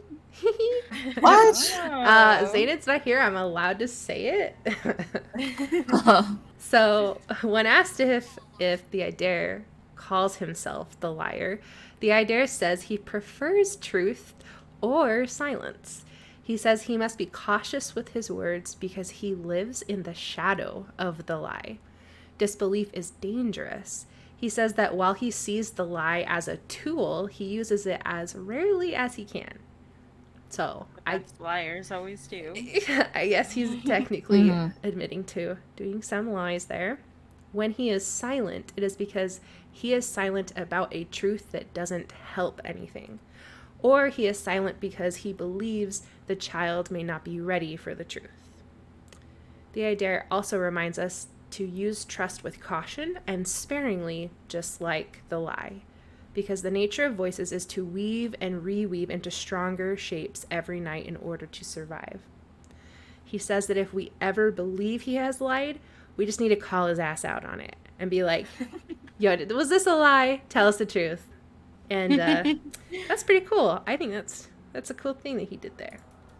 We'll see. I'm sure there's plenty of people that would be willing to question him on some stuff. Right. But speaking of cool things, we have an away give.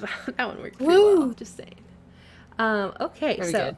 This away give is the fourth of our artist giveaways. And this one is a giveaway with the community artist Apprentice Nerd. Some know them as Gwen. And this one's really exciting because Gwen is super talented in a lot of different areas. And so, whatever they feel up to, whether it's art or maybe music or maybe some other form of creativity, you guys get to talk together and see what works for commission. So, it's kind of open ended, and of course, depending on what Gwen can fit into their schedule, but that's really exciting. I hope we see more of that. That's really fun. So really cool. let's start this giveaway. Exclamation point giveaway to enter. This is kind of like, could be maybe, I think it's mostly going to be a digital thing, so I don't think you have to worry about a mailing address. So I would say that you'd be good to enter no matter what. Love it. I cannot wait to see these giveaways. I always get so excited.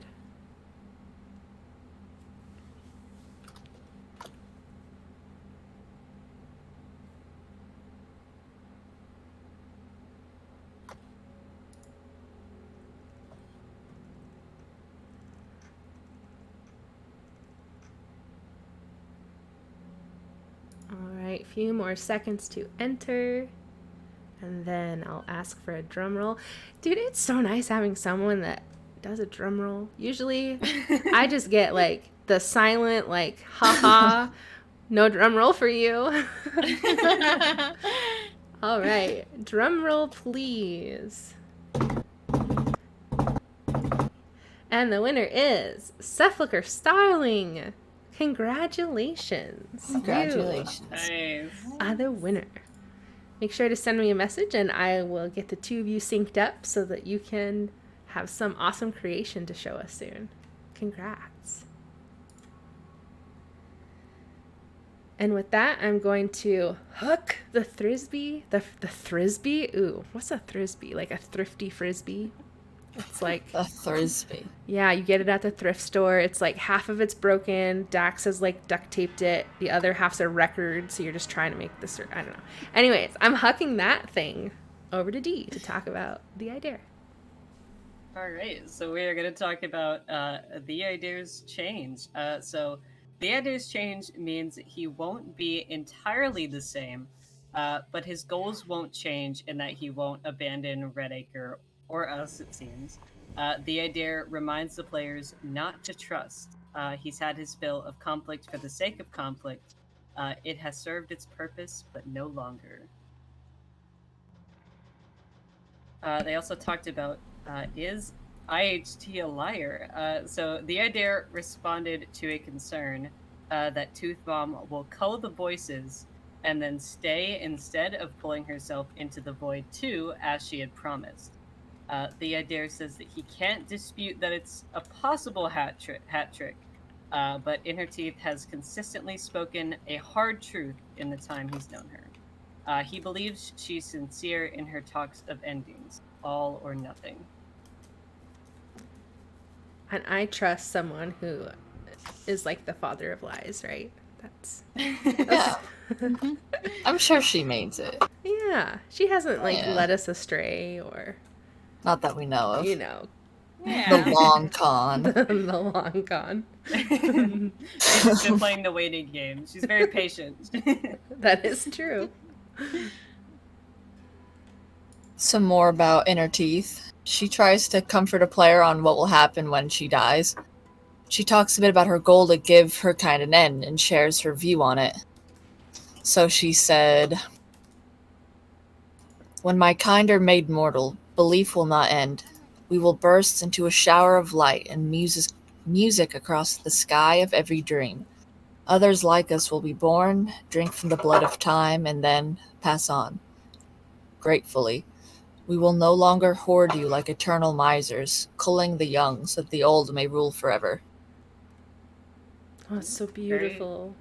It is. I love Very the way poetic. she talks. Yes. Very she's poetic. A poet. She has also called for club members who have received Gorgon to sacrifice to her. Gwen says if you finish a mission with a curse and you sacrifice the inner teeth, she can use the info. You won't be able to Hunt the Strong, though, by sacrificing to him with a curse. It cancels out. Damn. Since sacrifice is you believe in them, you can't give them a sacrifice saying, hey, I don't believe in you. That makes sense. That's fair. So, otherwise, wouldn't it be so cool if we all got the call and we were just sacrificing to the hunter? So he just had like 10,000 calls going on at once. Yeah. The hunter's like, yeah, that totally works. Go on and sacrifice. This is how we defeat the hunter. We just spam him with phone calls. Do you want to make more money? We're trying to reach you about your car's extended warranty. Yes. Gwen calls Gorgon a distilled look away or disbelieve. So that could be a way to... Inner Teeth could use Gorgon to combat the voices. If you give Gorgon to someone, twist it, say, hey, I don't believe. Because that's how the voices live, through belief. True. Interesting.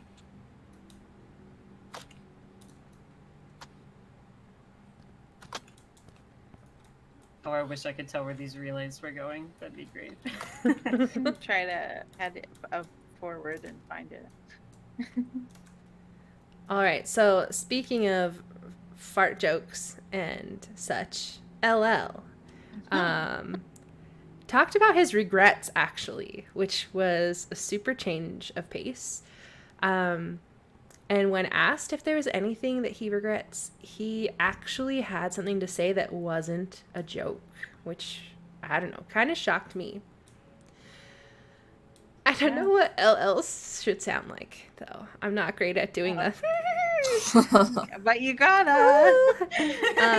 I lied to my ex-wife. I told her I wouldn't find a way to kill things like us, gods or whatever. But I like living. It's my thing. I leave the martyr act to the tryhards in the family. But I shouldn't have lied to her. Comedy is about the hard truth.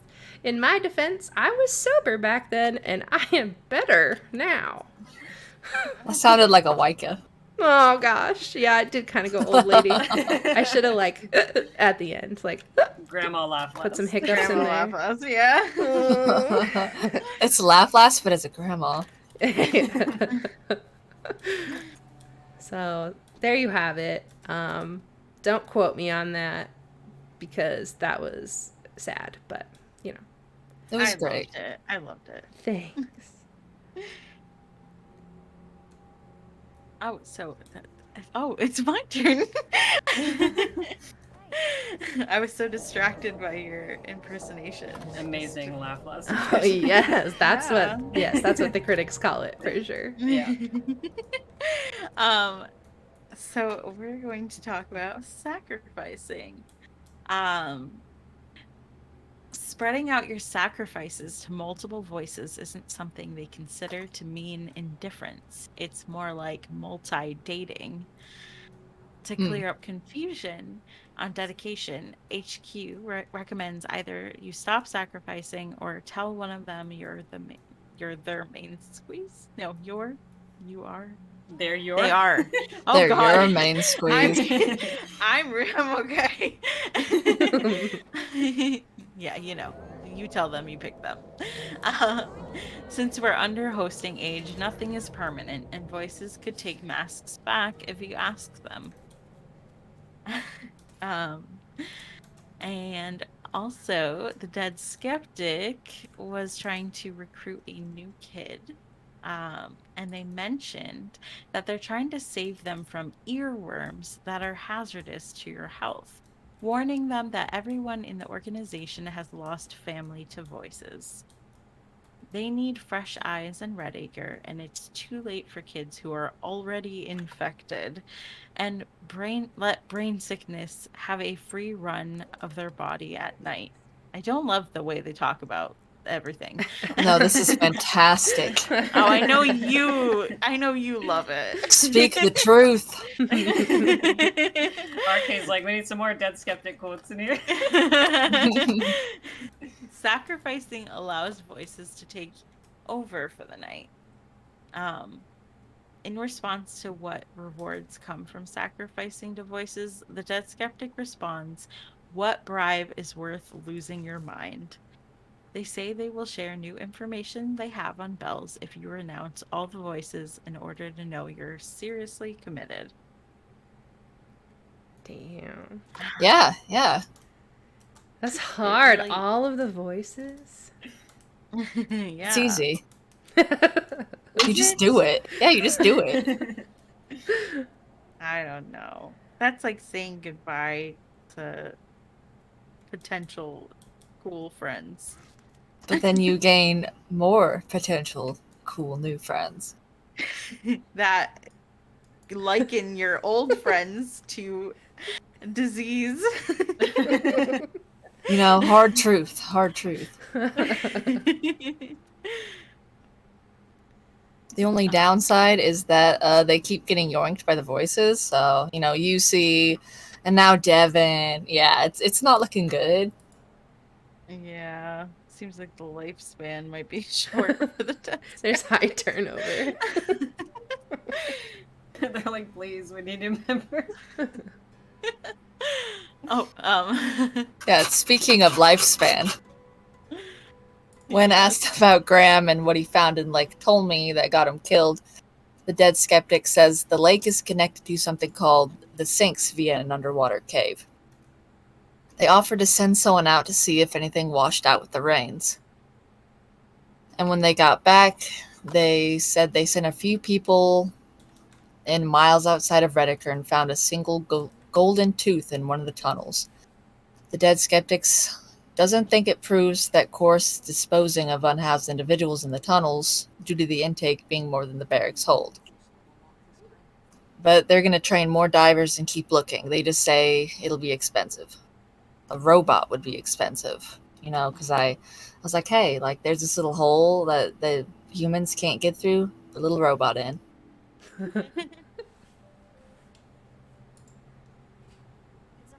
And then speaking of little robots, HQ says that the audio bugs we put up during missions capture things that the adults don't say when we're not around. It's unpleasant when they hear one of the adults mentioning which kid is theirs. Oh god, I imagine. Oh, that's uncomfortable. Oh, wouldn't that be so cool to get like audio logs on the computer? Like hearing that. Oh, like actually hearing, I don't know, like Devin's dad talk about stuff. We haven't like really heard what he is on it, or I don't know. I just, that I feel like would hit home so much. Yeah. Would we know if our parents are lucids? Like, what if you're just doing a mission, you see this lucid, and it starts talking about, oh yeah, my kid RK, and you're just like, Oh, yeah, I mean, Mom? I have a feeling that is what it would be like traumatizing. Now the question is, would you confront them right there, or would you just like keep it quiet? No, you'd probably want to keep it quiet. Unless you're impulsive like me. That's when the drink like feels really good. You're like, oh yeah, you were talking about me. Mm-hmm. Yeah. So talking about secrets from the club, Gwen says a package was left for a club member. It smells like, I don't know how to say that, blackcurrant and fresh soil, which sometimes means in her teeth. Gwen doesn't believe the new kids don't talk amongst each other enough. She explains that she wishes the club wouldn't keep secrets from each other, which I can see how that would be very important in these desperate times. She said, I know, like, the voices mock us for gossiping or whatever, but I hear all these random reports, and it feels like the kids who are big into one voice won't listen to the others, just like the voices do to each other. Even the tinfoil kids, even the frickin' stalkers, I swear they all hear things, and it's like, we don't have to be like them. We can share ideas, can't we? They all play the spy game against each other all the time. Oh, Hmm. we got to do better. Yeah, we need a little more dare I say, unity in the club. Where do we find that? Well, not that kind. Yes, but no. Yeah, I'd imagine she's probably in a very, stressful position as like one of the leaders of the club. And then you find out that people are like hiding stuff, and it's like, it's probably just adds on to that. Oh no. Oh no, I messed up. Oh, Oh no. what'd you do? Oh no. I think I'm gonna be okay. Okay, so that's my cue, obviously, because there's awkward silence. No, this is like story of my life, right? Okay. So let me get into a safe spot, and then we have an away give. Oh, this is not a safe spot. How did you know? Okay. This away give is going to be a part of our physical away gives that are on our Discord. We have some new additions. We talked about some at the beginning. 2 new mugs that have heat reactive vinyl that are really fun. So when you fill them up with your cocoa, then the letters change color, which I'm grooving on. I'm really liking it. So let me open up this giveaway. This is a physical away gift, so you do need to be okay and have permission to give out your mailing address. So here we go. Exclamation point giveaway enters you, and then you have your pick of anything in the away gives vault that doesn't already have an emoji reaction on it. They are very nice away gives. Mine Yeah. came in last week, and Oh, I yeah. absolutely love it. They're so good. I'm so glad you guys like them. That's always like going on in the back of my head of like, ooh, is this nerdy enough? Is it too nerdy? Oh, it's perfect. We have a stalker, but I lost them. Oh, It sounds like song lyrics. I think you should like go with that. Sing us a song. Oh. I just see D falling very far in my side of my screen. I had to jump away from a ghost. All right. I need a drum roll, please. Oh god, ghost children, don't. All right, I got it. Thank you. Got it. Wonderful. And our winner is, I'm trying to decide, do I call you the chatot maestro? Do I call you the maestro? Maestro? TCM? What can I call you? Maestro? Is that okay? Congratulations. Oh, it's a Pokemon. I'm sorry. I don't know my Pokemon. That's so cool. I'm just kidding. Yes. Fake nerd. Just kidding. Congratulations. I know. Get good. I know. But see, the thing is when I was young, I mean, here's real deep lay of time. When I was young, I myself, like, have a small family. I just have one sibling, but all, like, my cousins, like, I have a ton of them. Many, many. And all of them were into Pokemon. And they were all, like, a couple years younger than me. So any, like, family get-together, it was always me babysitting, like, 15 of these little snot-nosed brats. And all they wanted to do was play Pokemon. And I was like, so that's why I never got into Pokemon. Because I was like, no. Have you ever tried to do 15 simultaneous games of Pokemon with cards you don't know? No. Anyways, I totally got us off track. I'm sorry.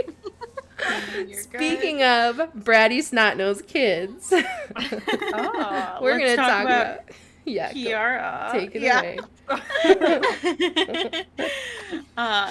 The idea. Oh, sorry. I'm getting attacked. Let me get away from the shape. The idea says the voices have tried to gain a hold on young minds. He's concerned if Hunt the Strong tries to turn her given she was made into a lucid and has fluency in Old Tongue, and a proficiency for lying and an absence of feeling, like all in all, it's like she's got the worst checklist. Um, sorry, I'm still running from the stream. Oh, don't beckon me. I believe in you. And I also agree with her checklist. It's like a serial killer checklist. Yes. The Idea hopes that Seed the Grudge will deal with the hunter for them, and his chosen are going to be set free after that. The club, the Idea, is not like him, and I have a quote to say. Oh Believe in boy, let's hear you. that You got the idea this. voice. Okay. Oh man. Okay. You got this. Just talk backwards. Go. Right? Yeah. Perfect. Sentence done. I know your club is not like me and feels it all, chosen by chosen and host by host. But I must play politics with my family. This is the worst of both worlds. I mean, Wow. That was a Nice. good the idea That- voice. no.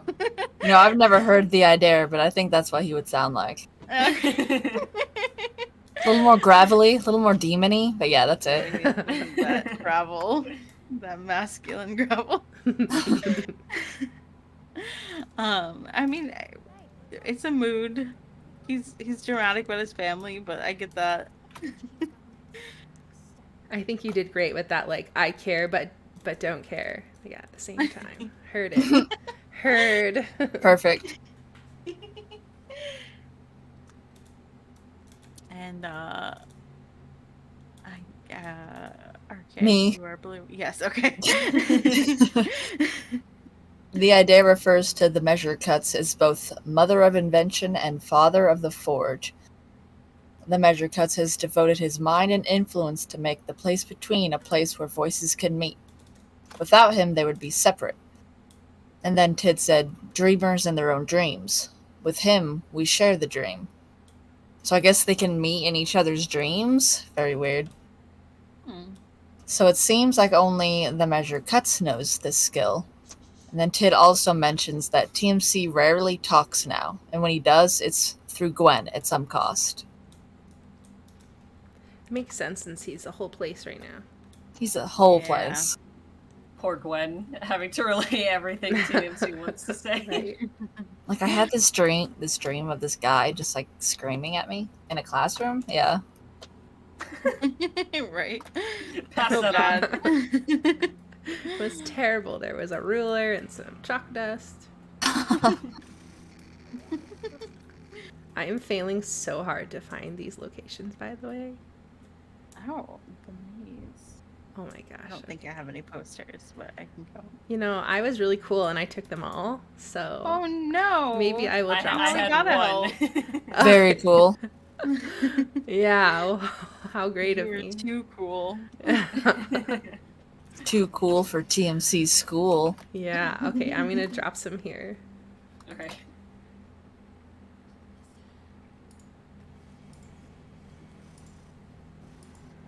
Okay. That was all of them. Yeah, because I'm cool.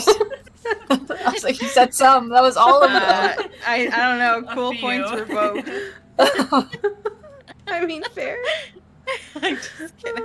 Okay, so I'm going to talk to you about some really, really cool thing. But okay, here's the thing. I have to preface this.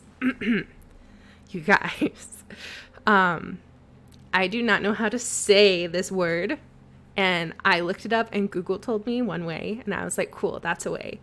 And then I looked up some videos of this word being used in a different context, in the context of a video game, and it was said a different way.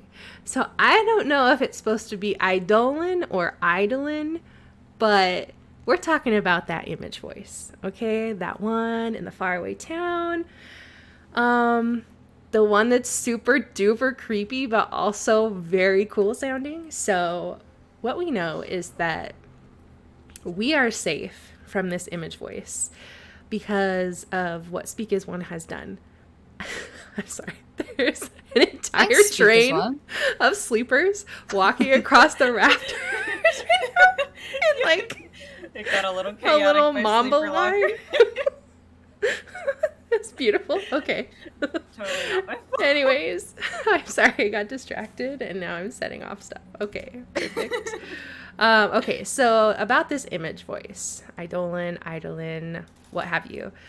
We are safe from it because of the safeguards that Speak as One has put in place. So I guess we can be thankful for like one thing that they've done. Only one. Yeah, and only one. So that's like, part of the reason why we have so many safeguards against outside media and all of that, because this image voice operates by using illusions and broadcasts. So some examples that we got was they were like, Doctor's taking a picture of us. oh no. Speaking of media.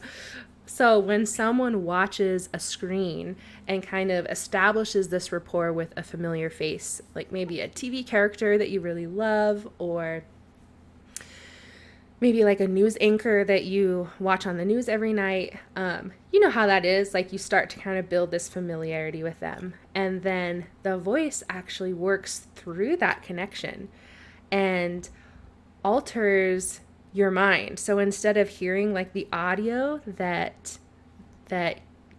person on TV is actually saying, you hear them saying the words that this voice is trying to speak to you. And I can't believe all these people are just walking past my screen, but okay. Yeah, so then this image voice would, keep developing that connection, and then eventually could actually tell you to take action, tell that viewer to take action. And they would not be able to really discern reality versus illusion, and they kind of all of a sudden end up in this like waking fever dream, and like you're getting it reinforced every time you watch your TV show or every time you consume your media. And then like it gets to the point where like that voice doesn't even need to speak with you independently, they're just speaking with you through the shows that you watch, which is creepy. Yeah, to me that sounds like very powerful and maybe like worse than like what we're dealing with here. Right? Like that sounds OP'd. Yeah, I think if the Eidolon ever came to Redacre or somehow infiltrated, that like that would seriously mess up so much stuff. Please nerf the Eidolon. Too powerful. OP. But Yeah, so real. cool. But so OP. Very cool. Very cool. So yes, that's the whole reason, or at least part of the reason, why Speak as One controls what images are seen in Redacre, what media is consumed, and all of that to prevent that infiltration. So I guess thank you, but also you stink. So That's why we only get to watch like underwater scenes on Chorus TV. yeah, just fish, lots of fish. Yep. Thank you for the nice picture, Stalker, but I got you. Nice flex. So speaking of faraway places not in Redacre, I'm gonna throw the frisbee over to Stasi to talk about Texas. I'm so sorry, Texans. That was horrible. I know that's not what you sound like. I apologize. Insulted. Well, Texas. if we wanted someone to read it in a southern accent, D could, but I Ooh. won't. So there's a family in Texas. According to Granny Waka, Cardin is a family name from Texas. The voice spits bile at them like they were latter-day witch hunters. The family burnt down towns trying to solve gods by giving back fire. But if they were evil or not for this, Weka says it depends on where you stood. She admired their thoroughness, even if they were vigilantes. They sure weren't subtle and likely were hung for their crimes. And they're older than even Granny herself. Oh wow. Cowboys. Cowboys. I like it. That's like Sam and Dean Winchester, but for voices, is what I'm imagining. Yes. Yes. And you can't prove it otherwise, so that's what I'm going to keep imagining. Oh, yeah.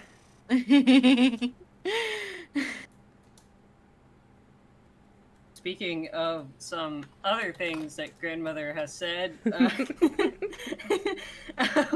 when she was a watcher, grandmother claims her name might have tugged at memories, which were hers, but oh gosh, I'm having trouble processing words right now, but which were hers, and which were the brain soup was a blur. She does remember wanting to be rewarded and a child goading her with her pride. More of her was brought out in that watcher at that time. And when she was trapped in the place between, she was more Weka than anything else. And that was when she fully emerged. She's also noted that other watchers have started acting odd at times and showing more parts of their individual personalities. Ooh. More for us to turn. Heck yeah.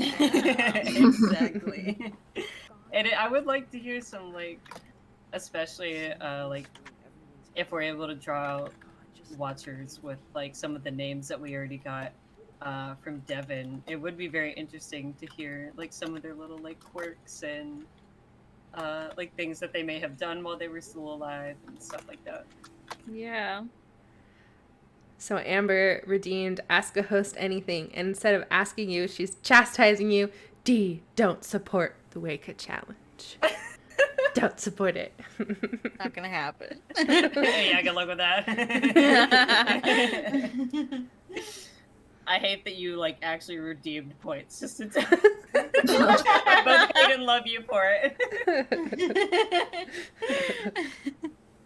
I love it. All right, we have one more away give, and then we are going to go into the community segment and round out our episode for this month.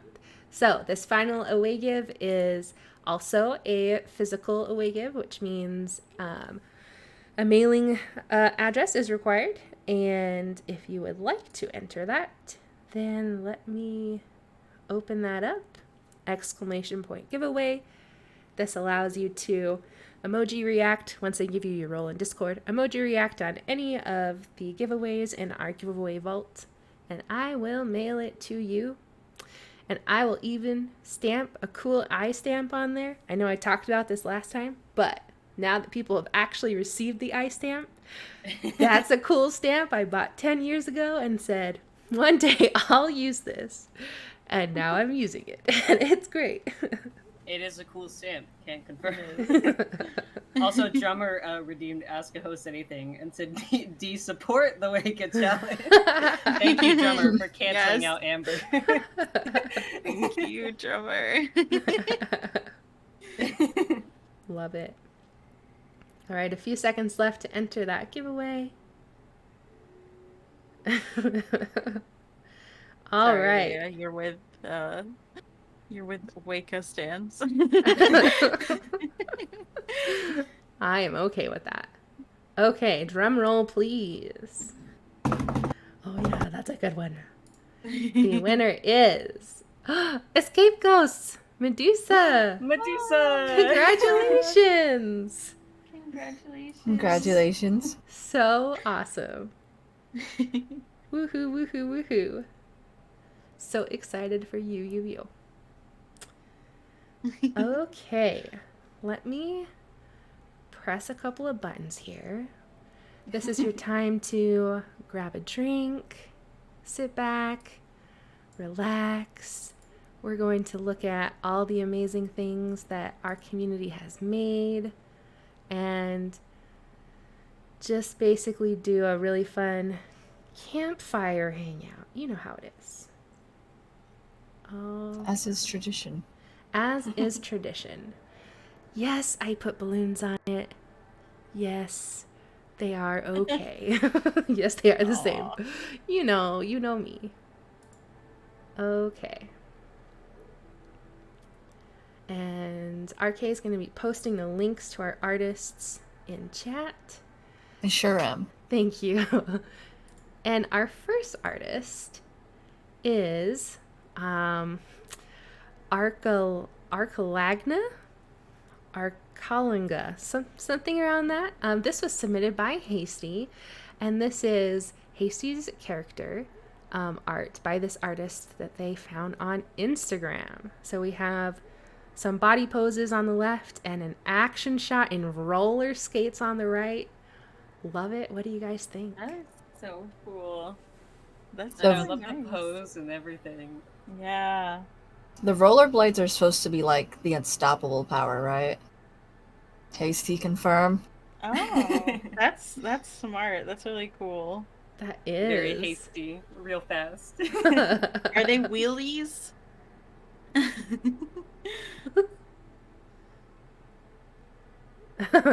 Awesome. Love it. Absolutely love it. Great artistic work. Always fun to see your characters come to life. Amazing. And speaking of Hasty, we actually have this incredible fan-made trailer. So I'm going to read a quick blurb about it and then we'll play it. So first of all, Hasty says, "Happy anniversary, TBC. Around December of 2020, the idea of making a fan-made trailer was floated to me and I gave it a shot. I'd never recorded a trailer before, so I started one-on-one with a friend doing a short montage of their character. Over time, I practiced recording players on missions, then coordinated with Speak as One players to get some fun villain shots, and eventually full parties of players, including stalkers, to plan and record scenes. This project was gradually worked on over the year, and the final copy on RNW still contains some of the original footage from December of 2020. All recording and editing was done by Hasty, and the players within, whether starring as themselves or dressed up as other characters, or piloting drones, are Kittyface, D, Curb479, Suma, Patch Rabbit, Mr. Hunter, Goose, Delta, and Whisper. And the song in the trailer is Moonrise Kingdom by Angel Hayes.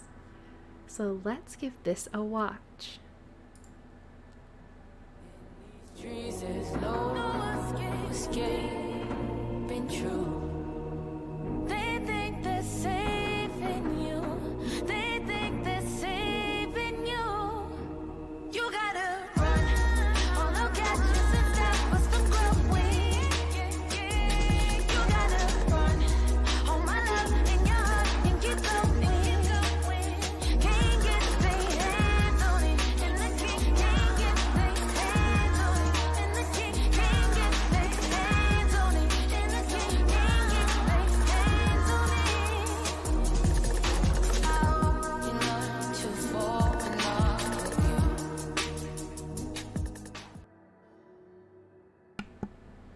So amazing. What did you guys think? You know, So good. what I always say, perfection. So The good. cinematography Hasty is so good. Hasty's like the screenshots are amazing, and then just that, like, you could tell like it very well like transferred over to like video with like Yeah. the shots and everything. And She just Uh, really has an eye for like what's Mhm. gonna look really cool. for real. And I know that Hasty put a lot of work into that because filming it was super fun. But yeah, I know they've been working really hard on it, and it came out so good. It did. Thank you so much for sharing that, Hasty. It was just brilliant, and like always, we love the way that you can take characters and, you know, even models that look the same. You can really put the character into them with the art that you do. So thank you for always sharing with us. Absolutely Yeah. wonderful. All right. We also whoops. You know, There we go. Okay, so here we have a flyer from the Redacre Investigation Unit. This flyer is from Chorus Communities, as you can see on the top. And the message that came in with this flyer says, "New message for y'all from HQ. Recently we've gotten word that for some reason there's been posters of this first annual Redacre Fair going around. We've got our plates filled with Sundown and basically everything Redacre, but we're going to need some sharp cookies to help with this. This looks hella sus to us, so we're recruiting kids to look into this mystery of the Redacre Fair. What are they trying to hide or do there? Limited spots for this homebrew 5e based TTRPG that will be recorded and potentially streamed. And this will be a safe campaign of mindfulness as much as mysteries and horror. We're going to be placing Crate or Cretacia in charge of this mess. Since they aren't busy with anything, go sign up with them. Just don't expect them to be too happy about it. HQ out." What do you guys think of that? That sounds really cool. I love all these RPGs coming out. Yeah, so cool. And I love the poster. What a fun hook, you know, what a fun way to recruit people for something and like get people excited about something that's going on. This looks awesome. It's very creative. So, you know, if you're interested, we all know and love Cretacia. So sounds like you should be messaging somebody. Yeah. And with that, we also have this amazing submission from Cam. I tried to fit as many screenshots as I could on this page, but it's 10 million times more in depth than I can even show here. This is incredible. We'll link to the spreadsheet in the chat. But let me read this little blurb because a ton of time and work has gone into this. So Cam says, "This sheet is a little collaborative pet project for name fragment locations and paths that was put together in hopes that it'll help people find theirs and make the frag hunting process easier. It's not entirely comprehensive since we're still discovering more and more locations, and paths are different for most people, but it's been really fun to work on. As a brief overview, the sheet has 2 tabs for locations by what number the person is on, and 1 tab for what number a person might be on based on location. 1 tab resembling the sheet that was originally laid out by Journey, and then 2 tabs laid out like the wiki with images and directions. Each cell containing a location is linked up to the row and column of whatever fragment it's referencing on the wiki tabs, so you can click them to navigate back and forth between the wiki and other tabs quickly for reference while you hunt. There's also a tab for information on the IDARE's hosts for the ones we know of, but that's an empty work in progress at the moment. I'm really proud of it, and my friends have been super involved and helpful the whole way, with a massive thanks to Stasi, Medusa, and Dee for keeping me updated on new locations discovered and other relevant info since I'm not in the main server. My circle has continued to give me motivation to crack away at it, and I love them all so much. Hopefully it helps folks in their hunts." What do you guys think of this? It's very, very cool. It's like so clean and so organized. It helped me with my hunt, so it was nice to have everything like organized by like the number like that. I don't know. It was very helpful. Yeah. Yeah, it looks super clean. I know Cam's always been really good at making like pages for things. I don't know. He's just very good at it. Right, Cam, you available to look in my Google Drive? It's the exact opposite of this. But yes, thank you so much and thank you for sharing this with the community. I mean, that's the amazing part, is like you put so much hard work into it, but then you're also willing to share it with people, and that's just awesome of you. So thank you. We also have some artwork from our favorite Instagram, but now on Twitter artist Eve. This was submitted by Echo. These are 2 commissions from a while ago. but Echo absolutely had to share. Eve is a wonderful, kind, and talented individual, and she will forever be my go-to for flawless execution of detail and glow. So this first image is Echo's TBC kid Nora on her stargazing hours, and the second image is a peek into Nora's dreamscape, with a few not so subtle details of her affiliations throughout both. What do you guys think? I super love Eve art. Yeah. Need to get more. Same. The colors look like amazing on both of those. Like, holy cow. Yeah, I love them both. They're just so good. I love like the way that Eve can create texture with color, you know. I don't know, it's just gorgeous. I love the, like, I don't know, it feels like Redacre over there. It does. Absolutely Stargazing, as Tid likes to do. Yes. Oh, thank you so much, Echo. We also have some art from Suma. So these drawings show Suma's second TBC character, Orphilia Anemo. I hope I'm saying that right.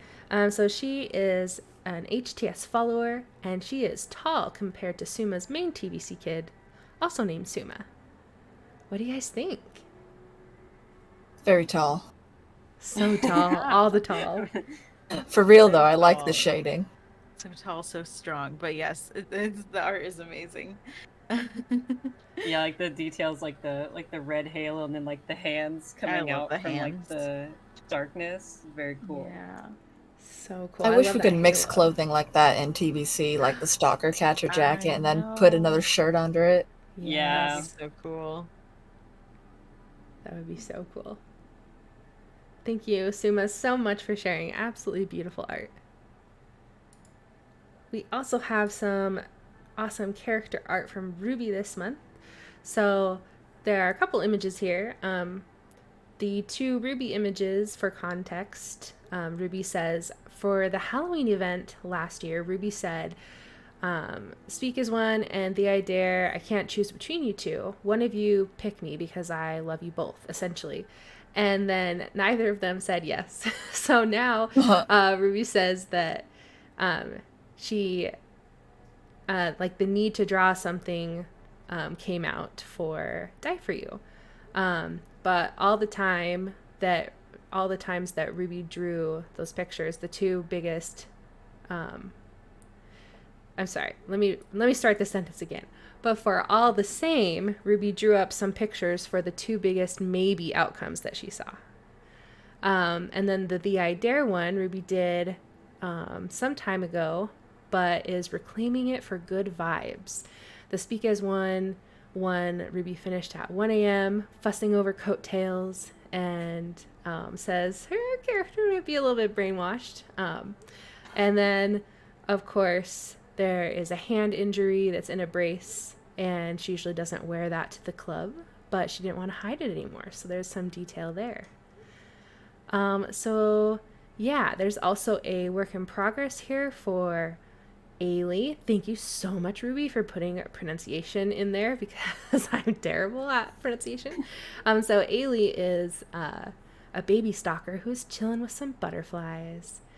Ruby says that they also do commissions, so if you want, DM them on Discord.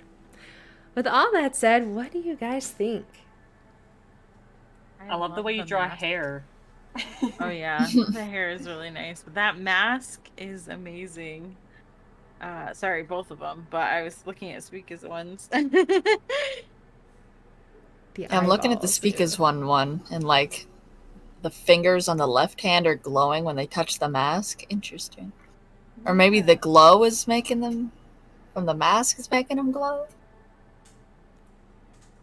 Yeah, it looks cool though. I just Super she did a really good detailed. job. Yeah, very Yeah. wonderful. Thank you for sharing with us, Ruby. We have some screenshots from Patch Rabbit.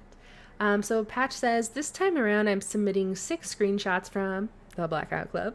There is some minor editing for lighting and such in some of them, but other than that, these pretty much came straight from the game. Obviously, we all know and love how beautiful and cinematic and dramatic and atmospheric the game is. So it doesn't shock me that these came from the game. What do you guys think about them? I see a hasty right there, bottom left. Yeah. They came out so good. Yeah, I like they the look the amazing. top right one with DJ Lucid just jamming out. Yeah, they look amazing. I love the way the grass is just like taking over the picture for Hasty. It looks so cool. Mhm. I love the mask to mask. It's just Yeah. out of any two that would be awkward enough to mask, I feel like an SAO to an LL one is pretty funny. Yes. Absolutely incredible. Thank you for sharing with us, Patch Rabbit. Now we have this wonderful artwork duo. This was by Finch, submitted, of course, by Stasi. Do you want me to read your blurb, or do you want to tell us about this artwork? Yeah, I mean, I can. Basically, I was brought into Better Than Paradise kind of last minute, and Finch was so graciously, they just like, I don't even remember what I wrote, but they rushed it for me, which is just so awesome. And this is Lorena. I play her on Better Than Paradise, and yeah, I'm making a fool out of myself. That's No, you're perfect. doing had to great. read it. That is like exactly what your blurb said too. You are doing just fine.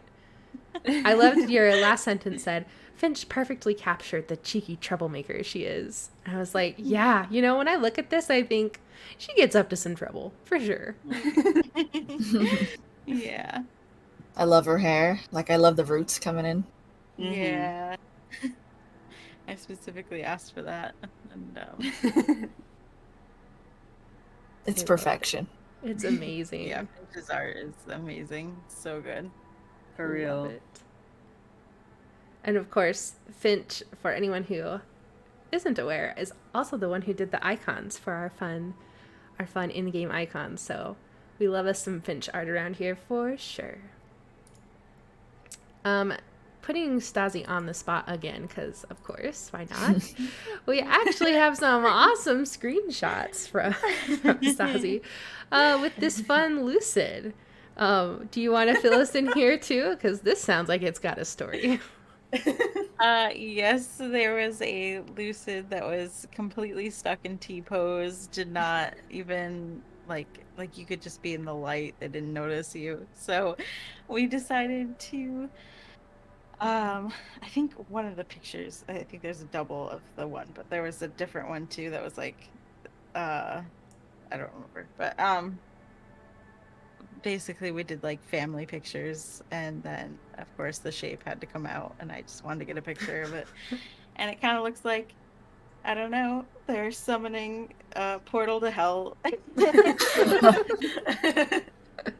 And T-Pose Lucid is there to meet us at the gate. I mean, it sounds in canon for sure. But it was just a good opportunity to take pictures.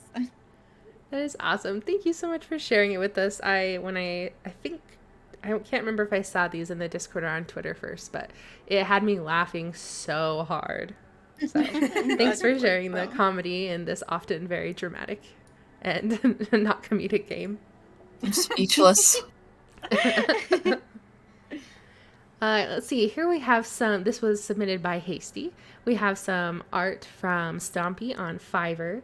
So Hasty says, 2 commissions by Stompy on Fiverr. The duo picture is Hasty and Patch Rabbit, who borrowed the kitchen in 922 Hoadley to bake a cake together. And the group of 4 from the left is Medusa, Stasi, Dee, and Hasty. I was thinking Hasty and Stasi, but Stasi and Hasty having breakfast together after a long night of missions. And then in parentheses, Hasty says, we also call ourselves the Breakfast Club. I love this. What do you guys think? I think Stompy's art is so cool. Yeah, I really love it. and fun. It's like a comic book. Yeah. It is. I thought it was adorable when I saw it. Hasty sent it to us. I was like, oh.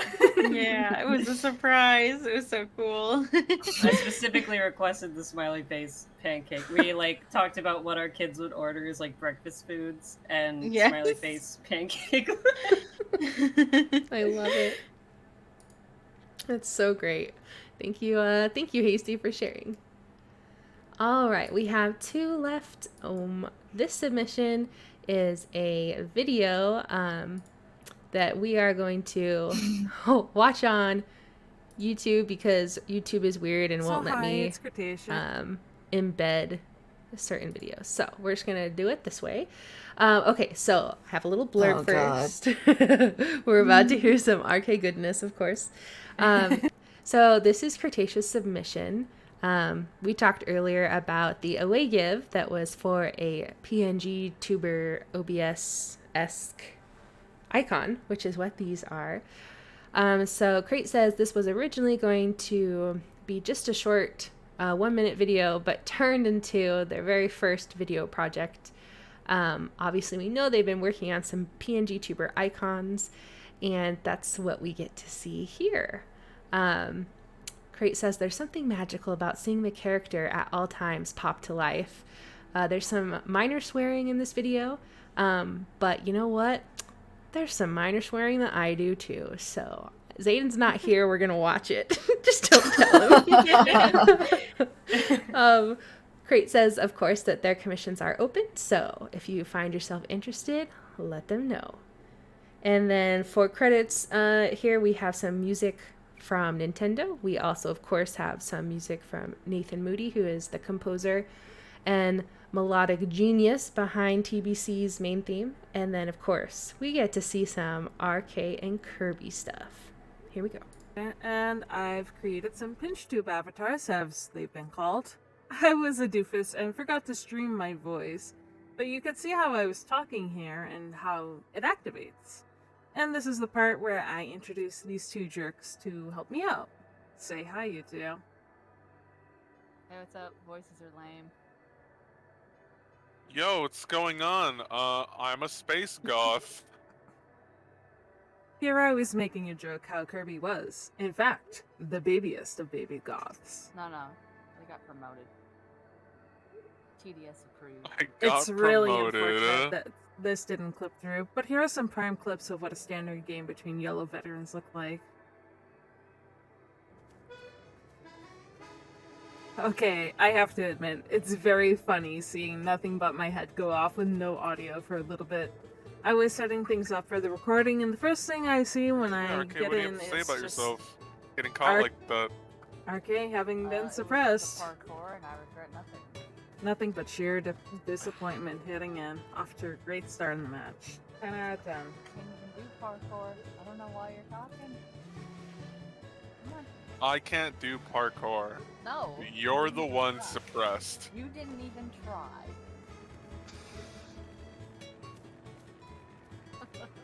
RK can't stop sniffing me for 5 seconds. Smells like angst. I'm an angel. Saint RK, I never swear. how wondrous for you. Got a little scared there for a second. It's been a while, guys. I jumped a little bit, not gonna lie. This is Kirby's hubris for Wow. not playing with us in several weeks. Yeah. Check this out.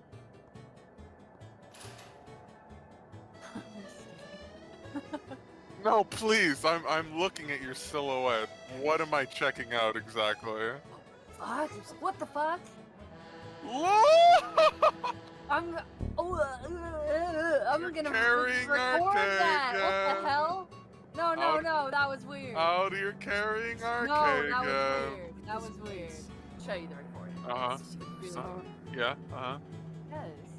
Whoa, See that's it right crazy, now? bro. Wow. Oh, that's crazy, bro. Wow, that's... Oh, what the Wow. fuck? Why? What the fuck did I do? You're an asshole. A better question is, I'm gonna what be hasn't cool. Kirby done?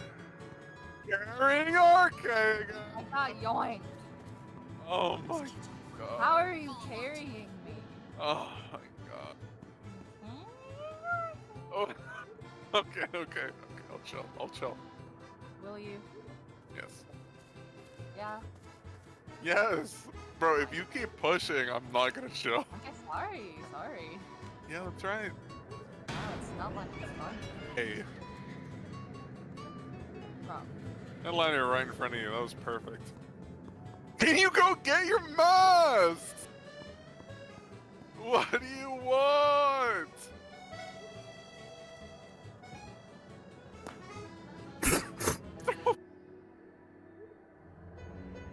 So, yeah, that's what a typical game with those two look like. And look, I got my sound working again. I hope you enjoyed this video, and if you're interested, get in contact with me. One lucky winner tonight got the away gift prize, but I am open for commissions. Anyways, Redacre, stay safe, stay savvy, and most importantly, stay awake.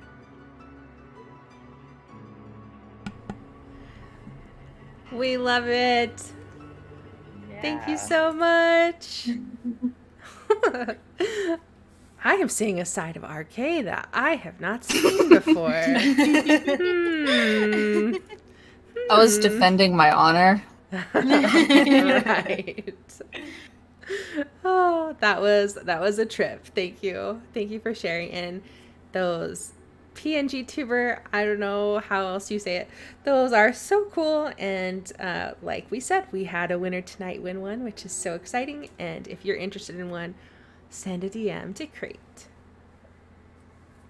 Do you have anything else to say in your defense, RK? No, I'm okay. Wonderful. I plead the fifth. All right, for our last, of course, now it doesn't want to, okay, there we go. For our last community segment piece, we have this really cool promo video slash, I don't know the best name for it, but basically, like we've been talking about throughout the stream, Amber has been putting on this TBC-inspired TTRPG, Better Than Paradise, two groups, Side A and Side B.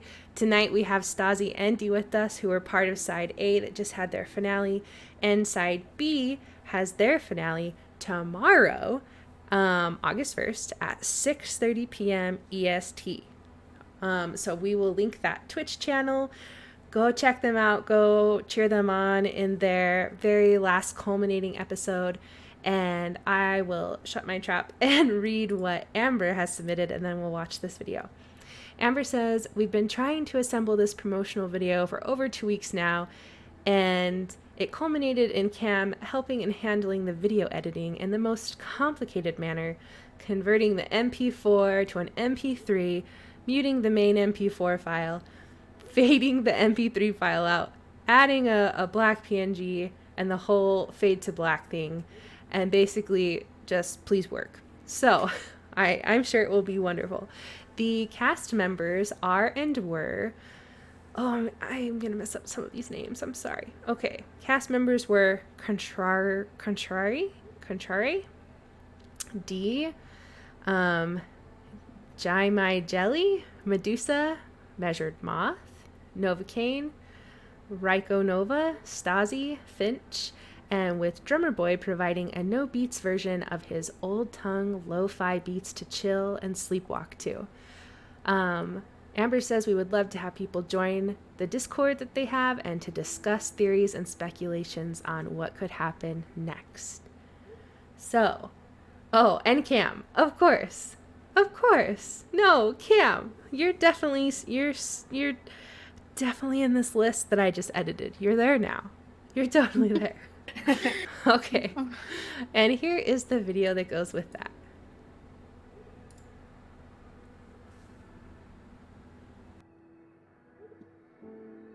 Team has gone missing. With this kind of stuff going on so close, and I don't want to check it out by myself, and you clearly seem as interested or bothered by this as me. So What you are want to suggesting? I'm suggesting maybe we like bike to Redacre after school. I mean, yeah. A friend of my brother's is on here, so I think I want to try and check it out. You do look like someone who could easily disappear, you know? I don't like how you phrase that. He was trying to warn us to not go into the woods, but you really think it has something to do with it? Whenever someone tells you not to go somewhere suspicious, you have to go there. That's how horror movies work. Someone said they saw a hole in the ground that leads to like a network of pathways. This strange kid you've never seen before gestured you to come behind a convenience store where you found a trail of blood that led to a pit in the ground, and you decided to go in. The goal is to stir up enough trouble that anybody who goes in that hole isn't going to get caught. Because it would probably be around the same time as meeting I Alex, think- right? Correct. I think the Griffin party could be the distraction they're talking about. I asked him if we're being watched in the classroom. I just said, "Are we being watched?" He didn't give me a straight answer. What? How do you not give a straight answer about that? You're alone in a classroom. How? What? Well, I was told he went home through the woods. So maybe not missing. No. Hopefully not. You think he's missing? Oh my god, people are going missing. It's night. Oh my god. And then he'd start freaking out. I didn't think anyone would come. Well, here we are. Your rescue team. We totally meant to do this. What do we tell his parents? Oh, I went to this party with Oscar, and I'm leaving the party with Oscar. I promised him I would go, and then this happened to him. You see a couple papers with some names that look familiar, maybe from when you had been going through the newspaper from forever ago, listing all of the missing people. Oscar and the little girl stiffen up. What And does that mean? Oscar doesn't have a response. He just kind of shakes his head. And Okay. the little girl says, "They're coming back. Hopefully I'll see you outside. What are you talking about? Good luck." He waves and takes off in the opposite direction than he had pointed. Immediately you start hearing yells of "Hey kid, get back here, what are you doing?" And almost like a stampede of people following him. Oh god. And as the people leave, there's this moment of silence, of where it seems like even the alarms themselves have stopped.